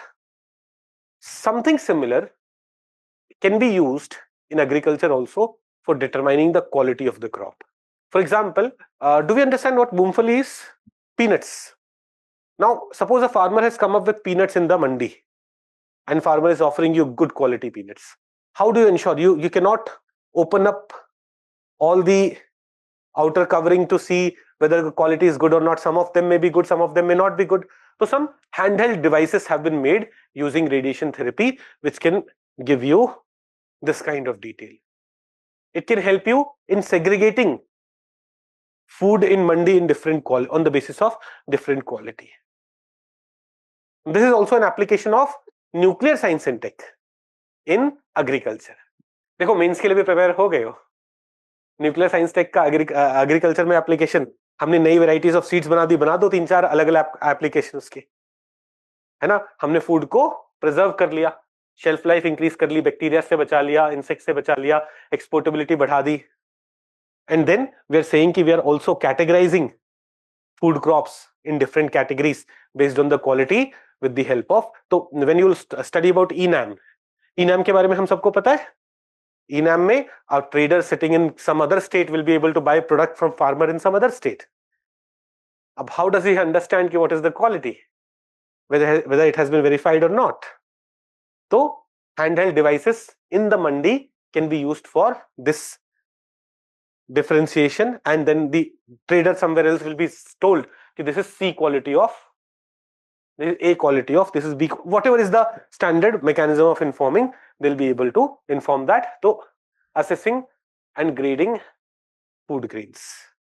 Application of what in agriculture? Nuclear science and tech in agriculture. So portable X-ray imaging system can be very useful in grain value chain to assess the economic value of grains. For example, a team of ICRISAT Hyderabad, a team of scientists from ICRISAT Hyderabad and EZRT Germany have used X-ray radiography to determine the key market related traits of peanuts while still inside the hull.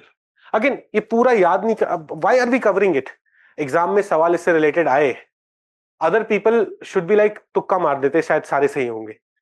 You'll be like, हाँ ये भी सही है, ये भी सही है, ये भी सही है, I have seen, नहीं I have read this, ये होता है, डाउट नहीं होना चाहिए. समझ में आ रहा है? अब एक और application, understanding and improving soil health. How nuclear science and tech can be helpful in helping us understand soil health. जैसे there is something known as fallout radionuclide like cesium-137. Now what are these? देखो, from our atmosphere,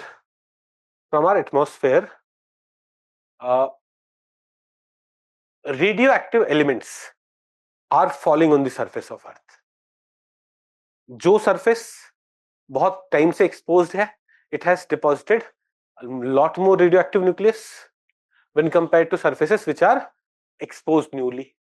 अब हमें समझना हो कि which part of the earth is or which part of the country is very eroded and which part have seen very less erosion. तो जो a part which has not seen a lot of erosion, will it have more of this deposition?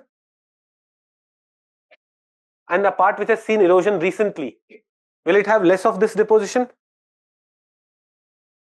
Fallout radionuclides like cesium-137 are deposited in soil through rainfall. These help in measuring erosion level, concentration decrease in eroded areas and concentration increase in deposition areas. है ना. अब पता है exam में अगर ये term आ गया ना, फॉलआउट रेडियोन्यूक्लाइड्स, हम घबरा जाते क्या बोल रहे हो. ऐसा नहीं होना चाहिए. These are the things जो PIB में बार बार डिस्कस होती, ये चीजें रहती है न्यूज में. We should be able to answer that. Now, when we have to understand कि our soil has how much carbon, how much nitrogen, how much calcium or other things, can we look for the isotopes of calcium or, क्योंकि उनकी chemical properties तो same है. If because of chemical property they have been washed off, they have been removed, so even the isotope would be removed. So can this help us understand the quality of soil better and determine which fertilizer do we need to put? Yes. ये ऐसे ही होता है. Nuclear technology can also be helping us in understanding carbon content to know. It will help us understand कि carbon कम है. It will help us go there. ऐसे ही एक ना हेल्थ में होता है कि या एनिमल हेल्थ में radio immuno essay technology can be used for detecting hormone levels in animals, enabling precise timing for artificial insemination. When animals release certain hormones in their body, the radiation which they emit is different when those hormones are not released. So those mechanisms can be used to determine whether अभी वो ovulating phase में है या नहीं, अभी animal का impregnation होना चाहिए कि नहीं. These therapies can be used for that purpose also. तो agriculture में there are lots of application of nuclear science and technology. एक body है Atoms for Food. It's एक initiative है Atoms for Food. This initiative is by Food and Agriculture Organization and International Atomic Energy Agency. What is this focused on? It is focused on development of these technologies in different countries to help them improve their agriculture. FAO, Food and Agriculture Organization, food security पे काम करेगा कि countries कैसे ये सारी technologies use कर सकते, how countries can use all these technologies in improving their agriculture. Atoms for food initiative इसका किसका है? Food and agriculture organisation and IAEA, international atomic energy agency. We will study both this bodies and international bodies in more detail. यहां पे बस atoms for food initiative of UN. For what purpose? For the purpose of promoting nuclear science and technology का application in agriculture sector. समझ में आ रहा है? Okay. Energy sector में क्या यूज है वो तो अपन ने डिटेल में पढ़ा कल. एनर्जी सेक्टर में न्यूक्लियर साइंस टेक का application. Okay. Environmental application. Environmental application में स्लज हाइजीनाइजेशन. अब what is sludge? Sludge is the waste that flows out of our homes. It consist of a lot of bacteria and everything. Now, before it goes for reuse and all, or before it goes for cleaning and all, if we can using radiation therapy kill all the germs and bacteria, it reduces the chance that this water will be polluting more or creating more disease or causing more disease, etc. Then water resource identification वाला एक mechanism होता है. If you देखो ऐसा होगा, if you put some small amount of radioactive material, small not harmful amount, in water body, somewhere in groundwater here, it will spread throughout and it will be able to help you understand this groundwater is connected to which other aquifers, because that radioactive material will reach everywhere. So by that mechanism we can also go for better water identification. Then other consumer products and industrial applications में ionizing chamber, smoke detectors. अब आपको smoke detector वाला फंडा ज्यादा अच्छे से समझ में आएगा. Now you have understood radiation therapies, वो ionizing and non-ionizing radiation. What would this do? By creation of ionizing radiation, it will lead to electricity getting transmitted, but when smoke comes into play, it will be barred and it will be reduced, and that will lead to creation of smoke detectors. इसी तरह से high intensity lamps for cars and outdoor lighting में thorium and these kind of radiating material can be used. OLED devices में deuterium is used. Color enhancement of gemstones में some radioactive material is used. Radiation sterilization of medical product. It is like sludge hygienization or other kinds of sterilization. Radiography is industry में या फिर hospitals में using radioactivity. You are trying to understand what is happening inside. जैसे X-ray is an example of radiography. X-ray आप human beings पे use कर रहे हो, but X-rays can also be used in industries for other purposes. है ना? ऐसे ही ये X-ray radiography को थोड़ा सा समझ लेते हैं. What is this? देखो, X-ray tube is releasing X-ray, but inside your body, some X-ray will be blocked by your bones and all. है ना? उससे you're able to, on the screen, you're able to get the screen will get X-ray. On that basis, it will create picture. So, is it application of nuclear science and technology in determining inside of your body? CAT scan पता है similar होता है, but CAT scan में तो CAT scan का मतलब होता है computational tomography. CAT जो होता है ना, अब CAT scan में या computational tomography में something similar is done, but here X-ray images are taken from all the sides, and then 3D structure is developed by using some computation. कि इस साइड से ऐसा दिख रहा है, इस साइड से ऐसा दिख रहा है, इस साइड से ये है, इस साइड से ये है, तो mathematically they are able to create a better picture. But CAT scan के साथ एक प्रॉब्लम हो सकता है, because here more x ray radiation is body is exposed to more X-ray radiation, so it may have negative implications also. So we have to be very careful when CAT scan takes place. Even X-rays, if you're exposed to X-rays for long period, it may be very harmful. तो x-ray जो x-ray आपकी body से pass होता है, that's for very very very small time. तो x-rays या CAT scan या tomography are mechanisms for studying the inside of a body with the help of nuclear science and tech. In fact ये topic ना मैं वैसे अलग से पढ़ा रहा हूं, but this should be something जो हम हेल्थ के साथ ही ऐड कर सकते थे, है ना. This is something that we could have added with health. अब सोचो ऐसे क्वेश्चंस आते हैं, nanotechnologies application in health sector, nanotechnologies application in agriculture sector, biotechnologies application in health sector. How can biotechnology be beneficial for farmers? In mains, do we get these kind of questions? आपसे पूछ लिया गया nuclear science and technologies application in agriculture sector, health sector. Will you be able to write enough? Yes. देखो बहुत सारे subjects जो आप पढ़ोगे यहाँ पे, you'll be very well prepared for mains also. Specially जब हमें साइंस करवाते हैं, एनवायरमेंट करवाते हैं, आप देखोगे मोस्ट और lot of your mains preparation would be done. Only thing that will need to do is will need to convert this in question answer format. In mains I teach everything in question answer format. ये intro लिखना है, ये 6 dimension यहां, ये 6 dimension यहां, ये way forward, ये conclusion. This is how we teach. In mains, the pattern of teaching is very different. Everything is taught in question answer format.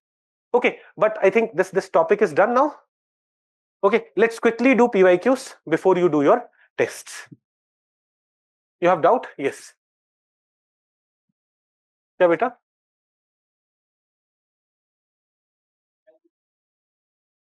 उसमें क्या यूज करते हैं?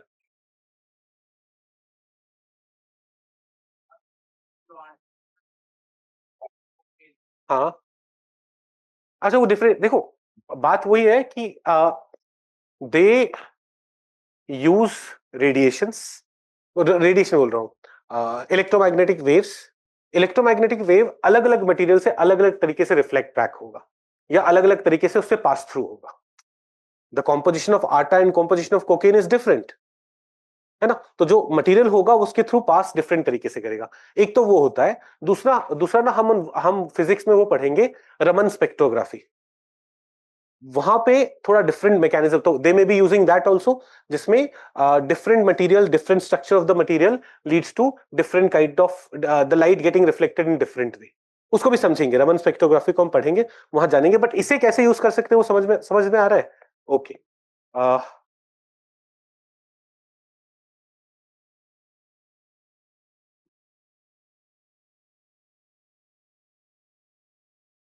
Sir is it causes any, can it cause side effect?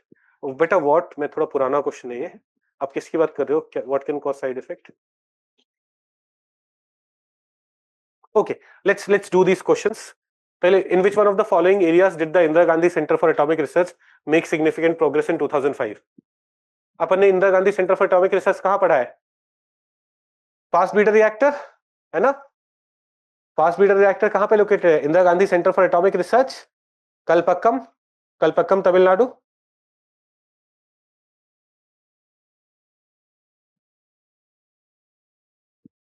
Indira Gandhi Center for Atomic Research is located at Kalpakkam, Tamil Nadu, right? So, reprocessing the uranium plutonium mixed carbide fuel of fast breeder test reactor. 2005 में भी यही चल रहा था, 2025 में भी यही चल रहा है. You'll understand fast breeder 2017 में mains में they asked what is the advantage of fast breeder reactor. 2025 में prelims में they were asked. अब 10 साल बाद फिर पूछ ले, क्या पता.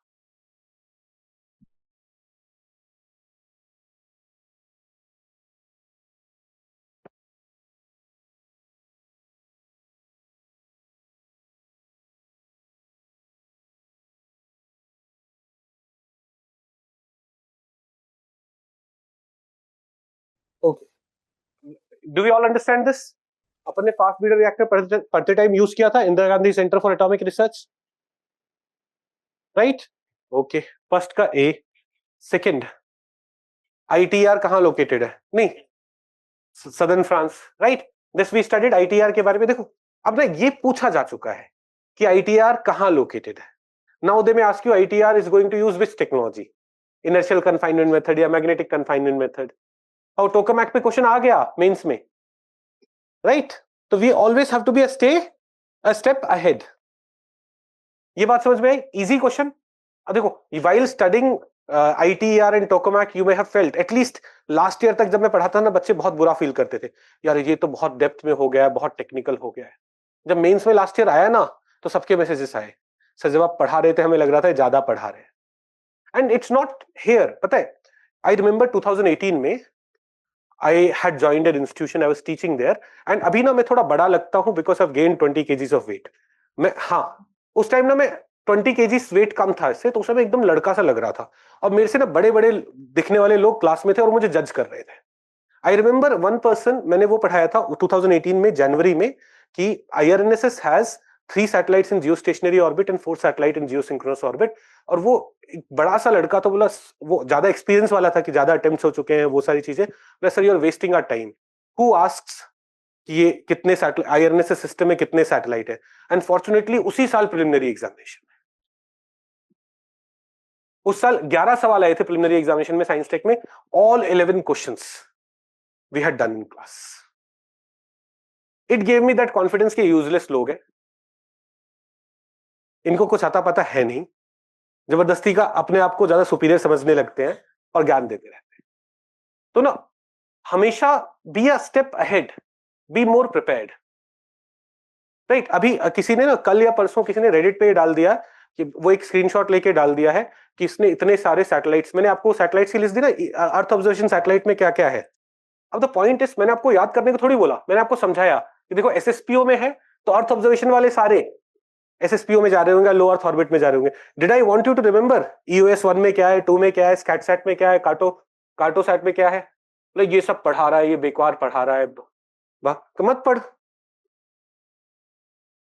तो मुझे एक बच्चे ने भेजा कि सर लोग ये पोस्ट कर रहे हैं, मैंने कहा अरे करने दे ना, मैंने आप लोगों को याद कर, मैंने क्या आप लोगों को याद करने को बोला है? वो I gave you list of satellites to help you understand कि देखो बाय डिफॉल्ट अगर आएगा तुक्का क्या मारेंगे, अर्थ ऑब्जर्वेशन है, सॉरी, अर्थ ऑब्जर्वेशन के लिए सैटेलाइट हम क्या तुक्का मारेंगे, low earth orbit. Low earth orbit और SSPO जाएगा तो SSPO, है ना, तुक्का मारना होगा तो, नहीं तो जो याद है जो पढ़ा है वो तो पढ़ा ही रहेगा। तो don't go for all this, we will be a step ahead. आप बस टेस्ट को फॉलो करो, आपको सारा नोट्स ऐसा लगेगा कि हाँ ये सब आता है। आप ना पढ़ोगे नहीं, मे में उठाओगे पढ़ने के लिए, फिर बोलोगे बल्कि है, ये नहीं हो रहा, ऐसा नहीं हो रहा, वैसा नहीं हो रहा। पढ़ो सारी चीजें। ओके, ये सदर्न फ्रांस से हो गया। Let's come to question number 3। आज मैंने आपका पेपर रिव्यू किया था। They have also put some of the PYQs। मैंने कहा ये तो PYQ मैं पहले ही करा दूंगा, बोले सर अब हम चेंज नहीं कर रहे हैं, तो आज ये PYQs भी करो, आज के टेस्ट में आ सकते हैं, मैंने देखे हैं कुछ डले हुए। To meet its rapidly growing energy demand, some opine that India should, thorium, thorium से क्या होगा, thorium is far more abundant in nature than uranium. On the basis of per unit mass of mined mineral, thorium can generate more energy compared to natural uranium, because mostly thorium ही आएगा जो हमें energy production में सीधा use होगा, right? Thorium produces less harmful waste compare to uranium. ये भी, did we see all three of this? Okay, thorium as such doesn't produce a lot of problematic thing. तो 1 2 3 डी, क्वेश्चन नंबर 3 में D. Question number 4, ITER, India is an important member of ITER. If this experiment is succeeding, what is the ITR is for thermonuclear reactor or fusion ना, तो it can build fusion reactor for power gen। अगर ये experiment successful होगा तो अब पर ये experiment successful 2039 में होगा। But they have asked a question related to ITR, कहां पे है? Now they have asked what are they doing, then mains में उन्होंने पूछ लिया tokamak, right? Do you see, important है, हमें पढ़ना है। ओके, क्वेश्चन नंबर तो 4 में व्हाट इज द आंसर? 4 में answer is D, right? 5, India में some of the nuclear reactors are kept in IAEA safeguards. कौन से nuclear reactors are kept in IAEA safeguards? जिसमें मटेरियल इंपोर्टेड है, जो अपना डोमेस्टिक वाला है उसमें वो नहीं है। तो some use imported uranium and others use domestic supply, right? B, fifth का बी, 5 का B. 6, with reference to India, consider the following statements. अभी ना पता है ये पूरा मैंने आपको नहीं पढ़ाया है, अभी आप जस्ट टॉट यू थोरियम के पर्सपेक्टिव से monazite, but in current affairs section I will teach you थोड़ा ना GS1 वाला सेक्शन जहां पे मैं critical minerals, rare earth elements, ये सारी चीजें पढ़ाता हूं। वहां पे I will teach you monazite more, there will see कि for our rare earth elements monazite में we don't only get thorium, we get a lot of our rare earth elements and critical minerals also. So monazite is a source of rare earth elements, it's a source of thorium, it naturally occurs in the entire Indian coastal। देखो ये entire ना थोड़ा सा क्या हो जाता है, extreme statement हो जाता है। एंटायर मींस आप बोलोगे कि मैं चल रहा हूं वेस्ट बंगाल से और गुजरात तक पूरे सब में हर जगह मिल रहा है, मैं बोलो कहीं कोई तो स्ट्रेच आएगा ना जहां नहीं मिल रहा, हो सकता है ना, तो this is an extreme statement. इस तरह का स्टेटमेंट गलत होता है। Okay, in India government bodies can only process और एक्सपोर्ट मोनेजाइट। नाउ अब यहां ना एक प्रॉब्लम आएगा। प्रॉब्लम क्या आएगा? इन द ईयर जब भी ये पूछा गया था, I have not put a date here, this was correct, this was correct, this was wrong and this was correct before, till before Shanti. अब शांति ने क्या किया है? शांति ने प्राइवेट प्लेयर्स को अलाउ कर दिया है। तो after Shanti comes into force, after Shanti comes into force, what will be the answer? 1 and 2 only. आपको शांति वाली बुकलेट मिल गई है? तो after Shanti comes into force 1 and 2 will be correct, क्योंकि अब private players are also allowed. Are we getting this? अभी हम शांति पढ़ेंगे, there you will understand it, है ना। इसके बेटा इसके बाद पढ़ते ना शांति, इसी के जस्ट बाद पढ़ेंगे। तो व्हाट इज अभी when this question was asked what was the answer? Answer was B, but today what will be the answer after Shanti comes into force? 1 and 2। After Shanti comes into force 1 and 2 will be the answer, right. Question number 6 में answer was B when it was asked, but today it will be 1 and 2. With reference to radioisotope thermoelectric generators, consider the following statements. सबको आराम से read करने दीजिए and let everyone try.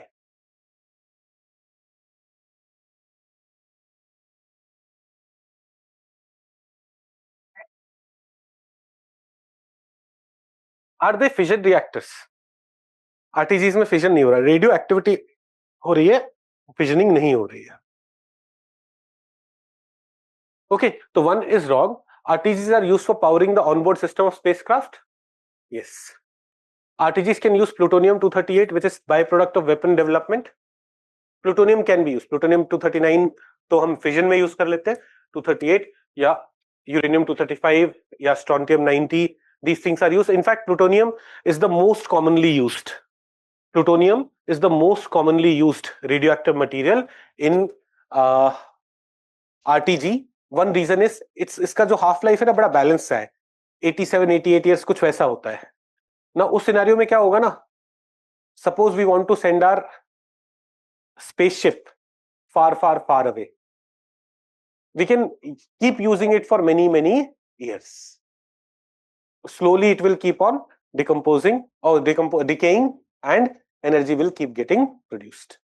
ठीक है, सब लोग कंफर्टेबल है? What is the answer of this part? B, है ना। अरे ब्रेक नहीं, शांति पढ़नी है अभी, टेस्ट नहीं हो रहा, टेस्ट बता दूंगा इसकी शांति के बाद होगा। आ जाओ।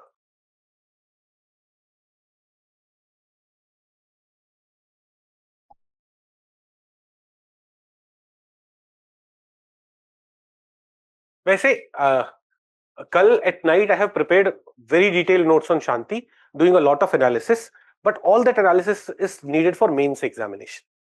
Preliminary examination के लिए ना वो पूरे इसके implication on India US relations, इसके implication on India France nuclear deal and all those may not be useful. अभी सबसे important क्या है? What are the changes which are being made in the act? Or what are the changes which are being made through Shanti? First of all, what is Shanti?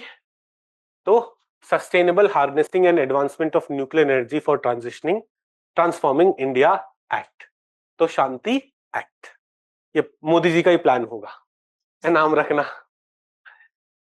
उन्होंने बोला होगा कोई अच्छा सा नाम लेके आओ कि मैं बोल पाऊं, शांति है और है। क्वेश्चन नंबर 3, बहुत लेट नहीं हो गए? अच्छा, हाथ उठा के खड़े नहीं थे, बैठे थे, झूठ ना बोलो। Okay, question number 3, let me go back.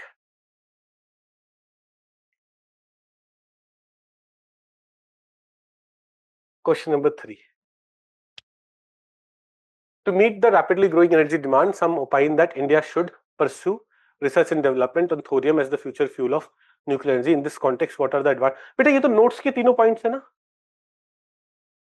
Notes में अपने लिख के दिया है सब कि thorium is far more abundant in nature than uranium.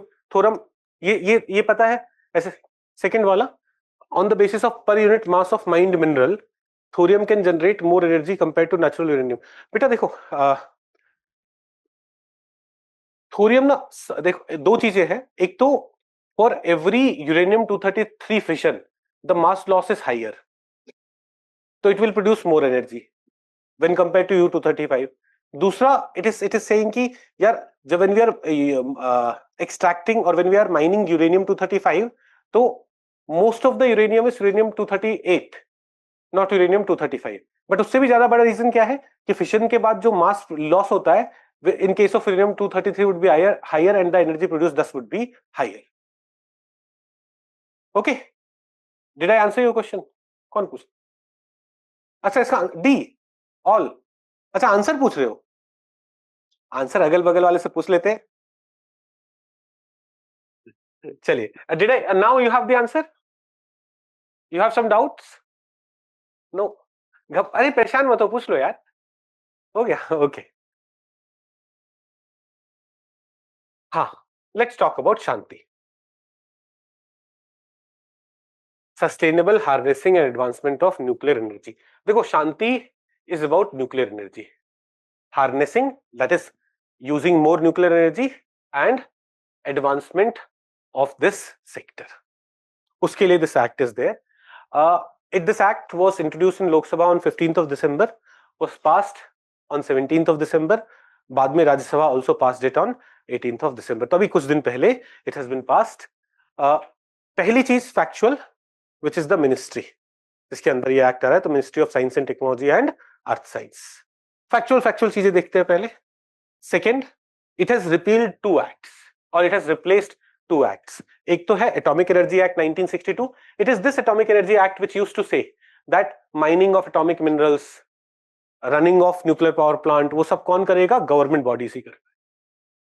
That has been repealed now, but these provisions have been kept in the new act. But new act also says private players can also play a role. And CLND, Civil Liability for Nuclear Damages Act 2010. Civil Liability for Nuclear Damages Act 2010 में there were some provisions which led to कि when a nuclear accident takes place, तो क्या liability मिलेगी? Who will be paying the liability? Who will be responsible for paying it? All those things were provided in CLND, but now those provisions have also been included where? In the Shanti only. तो Atomic Energy Act का और Civil Liability for Nuclear Damages Act का दोनों के provisions where have they been included? In Shanti. Some changes have been made, जैसे Atomic Energy Act used to say that only government players will be able to mine atomic minerals, will be able to run nuclear power plant, but now even private players would be allowed. ऐसे ही in liability वाला provision, there was a controversial provision where it was said that an operator, when an accident takes place in the country in a nuclear power plant, the operator of the power plant is liable, but this operator can recourse liability on the supplier. Now, nuclear power plant may have been supplied by Russian companies or US companies. This person can recourse some of the liability to them in case the accident has been caused by defective equipments provided by them. But ये अच्छी बात थी कि if it was because of defective equipments provided by them, then the liability may go to whom? Liability may go to supplier. But this provision was opposed by US a lot, and that is why US companies had not started making nuclear power plants in India abhi tak. We have removed this provision. While liability ke baki provisions are there, but what provision has been removed? Ki recoursing liability on supplier wala provision has been removed. CLND had this provision. This used to be a controversial provision where US used to be like, nahi, with this our companies would not be able to come, but now we have removed this कि अगर तुम्हारे खराब equipments की वजह से यहाँ पे accident होता है, the liability will not be recourse to you. Earlier it was specifically mentioned liability will be recourse to you, only operator. चलो अब स्क्रैच से पढ़ते हैं. मैंने आपको broad overview दे दिया. What are the main changes which have been made? Let's go through each one of these things from basics. सबसे पहले license to non-government entities. तो 1962 Act only allowed central government entity or government companies to do these things. Working on mines of atomic minerals, production, use or trade of such substances. They could only be done by atomic minerals का mine पे काम करना, उसका production, उसका trade. Who could do that? Only central government entity or government companies could do that. अब as per the Shanti Act, the license can be granted to any other company except a company incorporated outside India. A company which is a foreign company.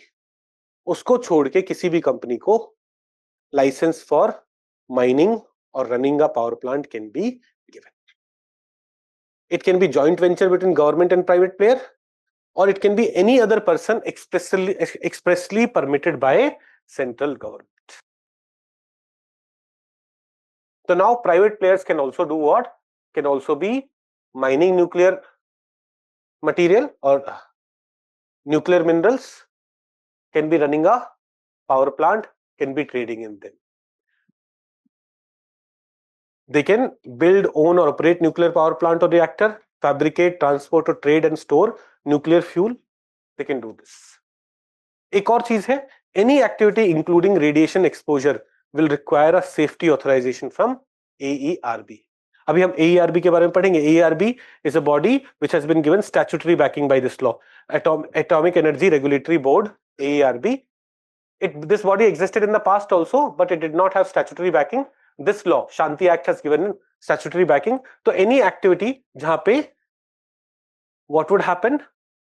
Radiation exposure can happen, will be requiring a safety authorization by AERB. तो कल Adani nuclear power plant run करते भी हैं. Is there a chance of radiation exposure there? Yes. तो उसमें safety authorization कौन देगा? AERB देगा. Did we understand the first change? Bringing in private players. अब ना हम इसे मेंस के लिए पढ़ रहे होते तो ऐसे नहीं पढ़ते. हम मेंस के लिए पढ़ते कि इन्वेस्टमेंट बढ़ेगा, प्राइवेट सेक्टर का इनोवेशन बढ़ेगा. अभी हम फैक्चुअल चीजें देख रहे हैं. Are we getting this? Then liability for nuclear damages. Liability for nuclear damages. In case of accident, in case of nuclear damages, liability कौन देगा? तो as per the 2010 Act, operator is liable under no fault principle. That is, even if operator का fault नहीं है, operator is running a nuclear power plant and the accident takes place without any fault of operator. Even then, who's liable to pay the compensation? Operator. Nuclear Power Corporation of India Limited, India में NPCIL, which runs most of the nuclear power plants, it is liable to pay compensation. The operator must maintain an insurance to cover liabilities, and the operator's liability is subject to maximum amount. The liability was fixed at 1500 crore rupees. उससे ज्यादा liability operator नहीं देगा. ये original act था, ये CLND Act 2010 था. And liability does not apply to specified cases such as natural disaster. It also provides for appointment of commissioner or a commission to adjudicate claims. ये original CLND Act है 2010. There will be a commissioner or a commission will be adjudicating on claims in case of accident. These provisions have been kept as it is. In the new act also, these provisions are there. That is, operator को no fault principal पे liability पे करना पड़ेगा. Operator का maximum liability capped है. And what there can be commission formed, commissioner be there, there can be commission formed. All these kind of provisions are still there in the 2025 Act. The 2025 Act retains the above provision, but it brings a tiered structure for liability. It says that जो nuclear plant 150 megawatt से कम size वाले हैं, उनकी maximum liability is 100 crores, and the nuclear power plants which are of more than 3600 megawatt or 3.6 gigawatt, उनकी liability can be up to 3000 crores. बाकी सबकी liability बीच में है. Other than that, it has kept most of the provisions as same. But operators right to recourse. What is operators right to recourse? Liability. देखो, accident हुआ, चाहे मेरे fault से हुआ या नहीं हुआ, क्या मुझे पे करना है लोगों को? ऑपरेटर इमीडिएटली पे करे, कॉम्पनसेट करे लोगों को, fine. But now operator can recourse liability. Operator ने जो पैसे खर्च किए हैं, it can recourse it. Recourse it where? Recourse it to supplier. In case original act 2010 act said it can recourse it to supplier when such rights are provided in the contract. When अपना contract है, like let's say Kudankulam power plant जो supply कर रहा है और NPCL का contract है कि in case of accident you pay 50% of the compensation, I'll pay 50% of the compensation. Then liability goes to, some liability could be recourse to supplier. Then where the incident arises due to supply of defective equipment or material, then also liability could be going to supplier.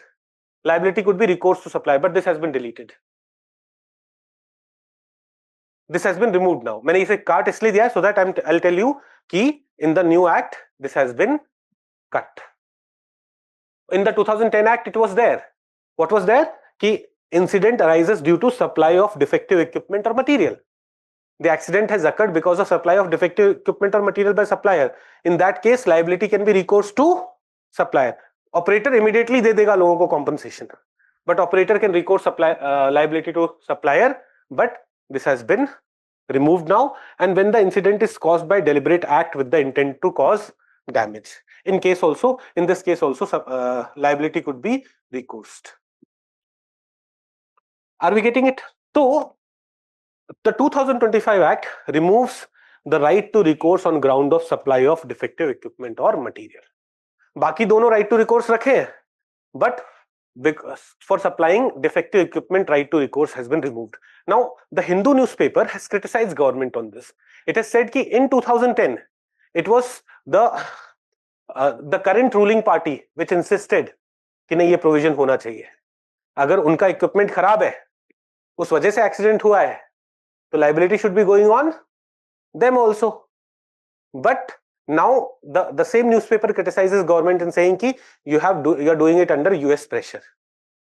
US की companies are not coming to India because they are not ready to take this liability. So under US pressure, India may have weakened this law. Privatize करो ठीक है, commercialize और करो ठीक है, more research, more innovation. But why are you not making suppliers liable if there are equipment failures, if there are problems in their supplied equipments? Are we getting it? समझ में आ रहा है सबको? Okay. Then territorial jurisdiction for claims. तो पहले क्या था? In case कोई accident होता है, तो claim could be made only from India. तो 2010 Act allows for claim of compensation for damages within India's territory or its jurisdiction. Whereas 2025 extends it to outside India also. So you will see the coverage to nuclear damage in the territory of a foreign state from incident in India. अब suppose कोई nuclear power plant में accident हुआ और उससे पाकिस्तान में भी radiation हुआ या लॉसेस हुए, या बांग्लादेश में रेडिएशन लॉसेस हुए, नेपाल में रेडिएशन लॉसेस हुए, तो should we be compensating them also? तो यस, यहां पे that is what has been provided, but there are some conditions imposed. Okay, then comes Atomic Energy Regulatory Board. Atomic Energy Regulatory Board, it will be authorizing anything which or it will be ensuring that safety precautions are being taken whenever radiation is involved. This Atomic Energy Regulatory Board existed earlier also, but it did not have statutory backing. पहली चीज जो करी जा रही है, statutory recognition to Atomic Energy Regulatory Board, AERB. AERB will take measures for safe use of radiation nuclear energy. Now, it's a statutory body. It will have a chairperson, one whole-time member, and 7 part-time members. जो chairperson है and जो whole-time members हैं, they should be qualified in the sense they should be person of eminence in the field of nuclear energy. अब इनके chairperson और members को appoint कौन करेगा? Appoint करेगा central government, but on the recommendation of search cum selection committee. And this search cum selection committee will be created by Atomic Energy Commission and the selection committee will consist of chairperson of the board in case chairperson is not being appointed. Let me summarize this. थोड़ा जल्दी जल्दी हो गया. हमने बोला AERB बनेगा, ठीक है. AERB में कौन कौन होंगे? चेयरपर्सन होंगे. Let me call it chairperson. You will see one whole time member and 7 part time member, right? Now इन दोनों का क्वालिफिकेशन दिया हुआ है. They should be person of eminence in the field of nuclear energy. All of them will be appointed by central government, but on the recommendation of search cum selection committee. अब ये search cum selection committee कौन बनाएगा? Atomic Energy Commission. It will make the search cum selection committee and it will have this chairperson in case the discussion is going on for appointment of these people. अगर chairperson को appoint करना है तो chairperson नहीं रहेगा search cum selection committee में. But when we have to recommend appointment for other members, then who should be there? The chairperson of AERB should be there in search cum selection committee. Now वैसे इतनी detail में जाने की जरूरत नहीं पड़ती, but because this is something which is happening just 5 months 6 months before your examination, we should be थोड़ा extra prepared. We should know this in more detail. ऐसे हम हर बॉडी के लिए डिटेल नहीं देखेंगे because it has just happened. It will be very new. When UPSC वाले questions बना रहे होंगे, this will be something in news a lot, will be discussed a lot, and you should be therefore extra prepared for it. अब इनका term of office क्या होगा? It will be 3 years and it can be extended for another 3 years. इसके अलावा there is one Atomic Energy Redressal Advisory Council, AERAC, Atomic Energy Redressal Advisory Commission. ये एक नया body है, नई statutory body. AERB existed in the past. It has been given statutory backing. AERAC is a new body that is being established by this act. अगर आप AERB के decision से या सेंट्रल गवर्नमेंट के डिसीजन से satisfied नहीं हो, where you will appeal? Where will you be appealing? It will be in AERAC. अब AERAC का चेयरपर्सन जो है, chairperson of AEC, Atomic Energy Commission, will also be the chairperson of AERAC. तो ना जब हम मेंस के लिए से एनालाइज करेंगे तो we'll talk about criticism. Criticism क्या? Atomic Energy Commission गवर्नमेंट के अंदर है, AERAC का चेयरपर्सन गवर्नमेंट वाला है. अब गवर्नमेंट के अगेंस्ट अपील लेके गवर्नमेंट ने जिसे अपॉइंट किया है उसके चेयरमैनशिप में एक बॉडी है, उसके पास जा रहे हो, कॉन्फ्लिक्ट ऑफ इंटरेस्ट आ जाएगा. We'll study these things at the time of mains, but here we should know कि this has happened. AERAC का चेयरपर्सन कौन होगा? Chairperson of Atomic Energy Commission. Now other members of the council include Director of BARC. जो AERAC में और कौन कौन होंगे? Director of BARC, Chairperson of AERB, Chairperson of Central Electricity Authority. क्या ये सारे गवर्नमेंट अपॉइंट करती है? क्या will they be giving judgment against the interest of government? Appeals against the decision of the council will lie before appellate tribunal for electricity. ये जब मैं PRS देख रहा था, ये सब में यही मैंने वहीं से लिया है सारा. बस मैंने थोड़ा सा फॉर्मेट किया है समझाने के लिए. Otherwise the whole thing which was there is this. बाकी मैंने हिंदू के 3-4 आर्टिकल्स देखे. एनालिसिस कुछ और भी है, where good things about it, criticism about it, but that will do at the time of mains. अभी उसे करने की जरूरत नहीं है. Let me take online doubts. Sir chairperson वाला प्रोविजन था, गलत है क्योंकि वो फेवर. हाँ बेटा मैंने बताया ना. अब मैं क्या करूं? मैंने नहीं बनाया ना. AEC का चेयरपर्सन AERAC का चेयरपर्सन सेम होगा, मैंने नहीं डिसाइड किया ना. मैं तो बस पढ़ा रहा हूं आपको.